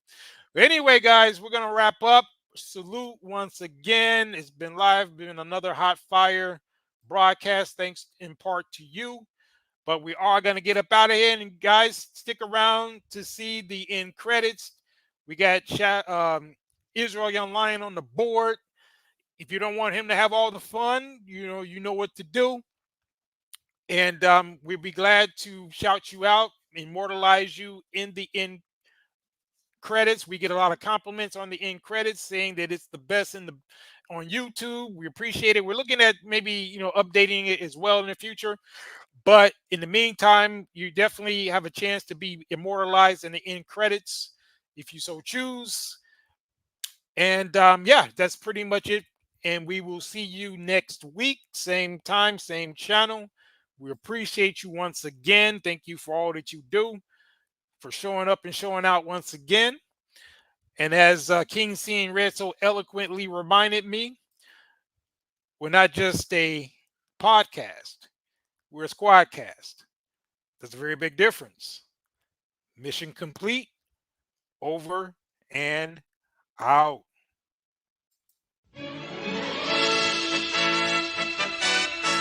Yeah.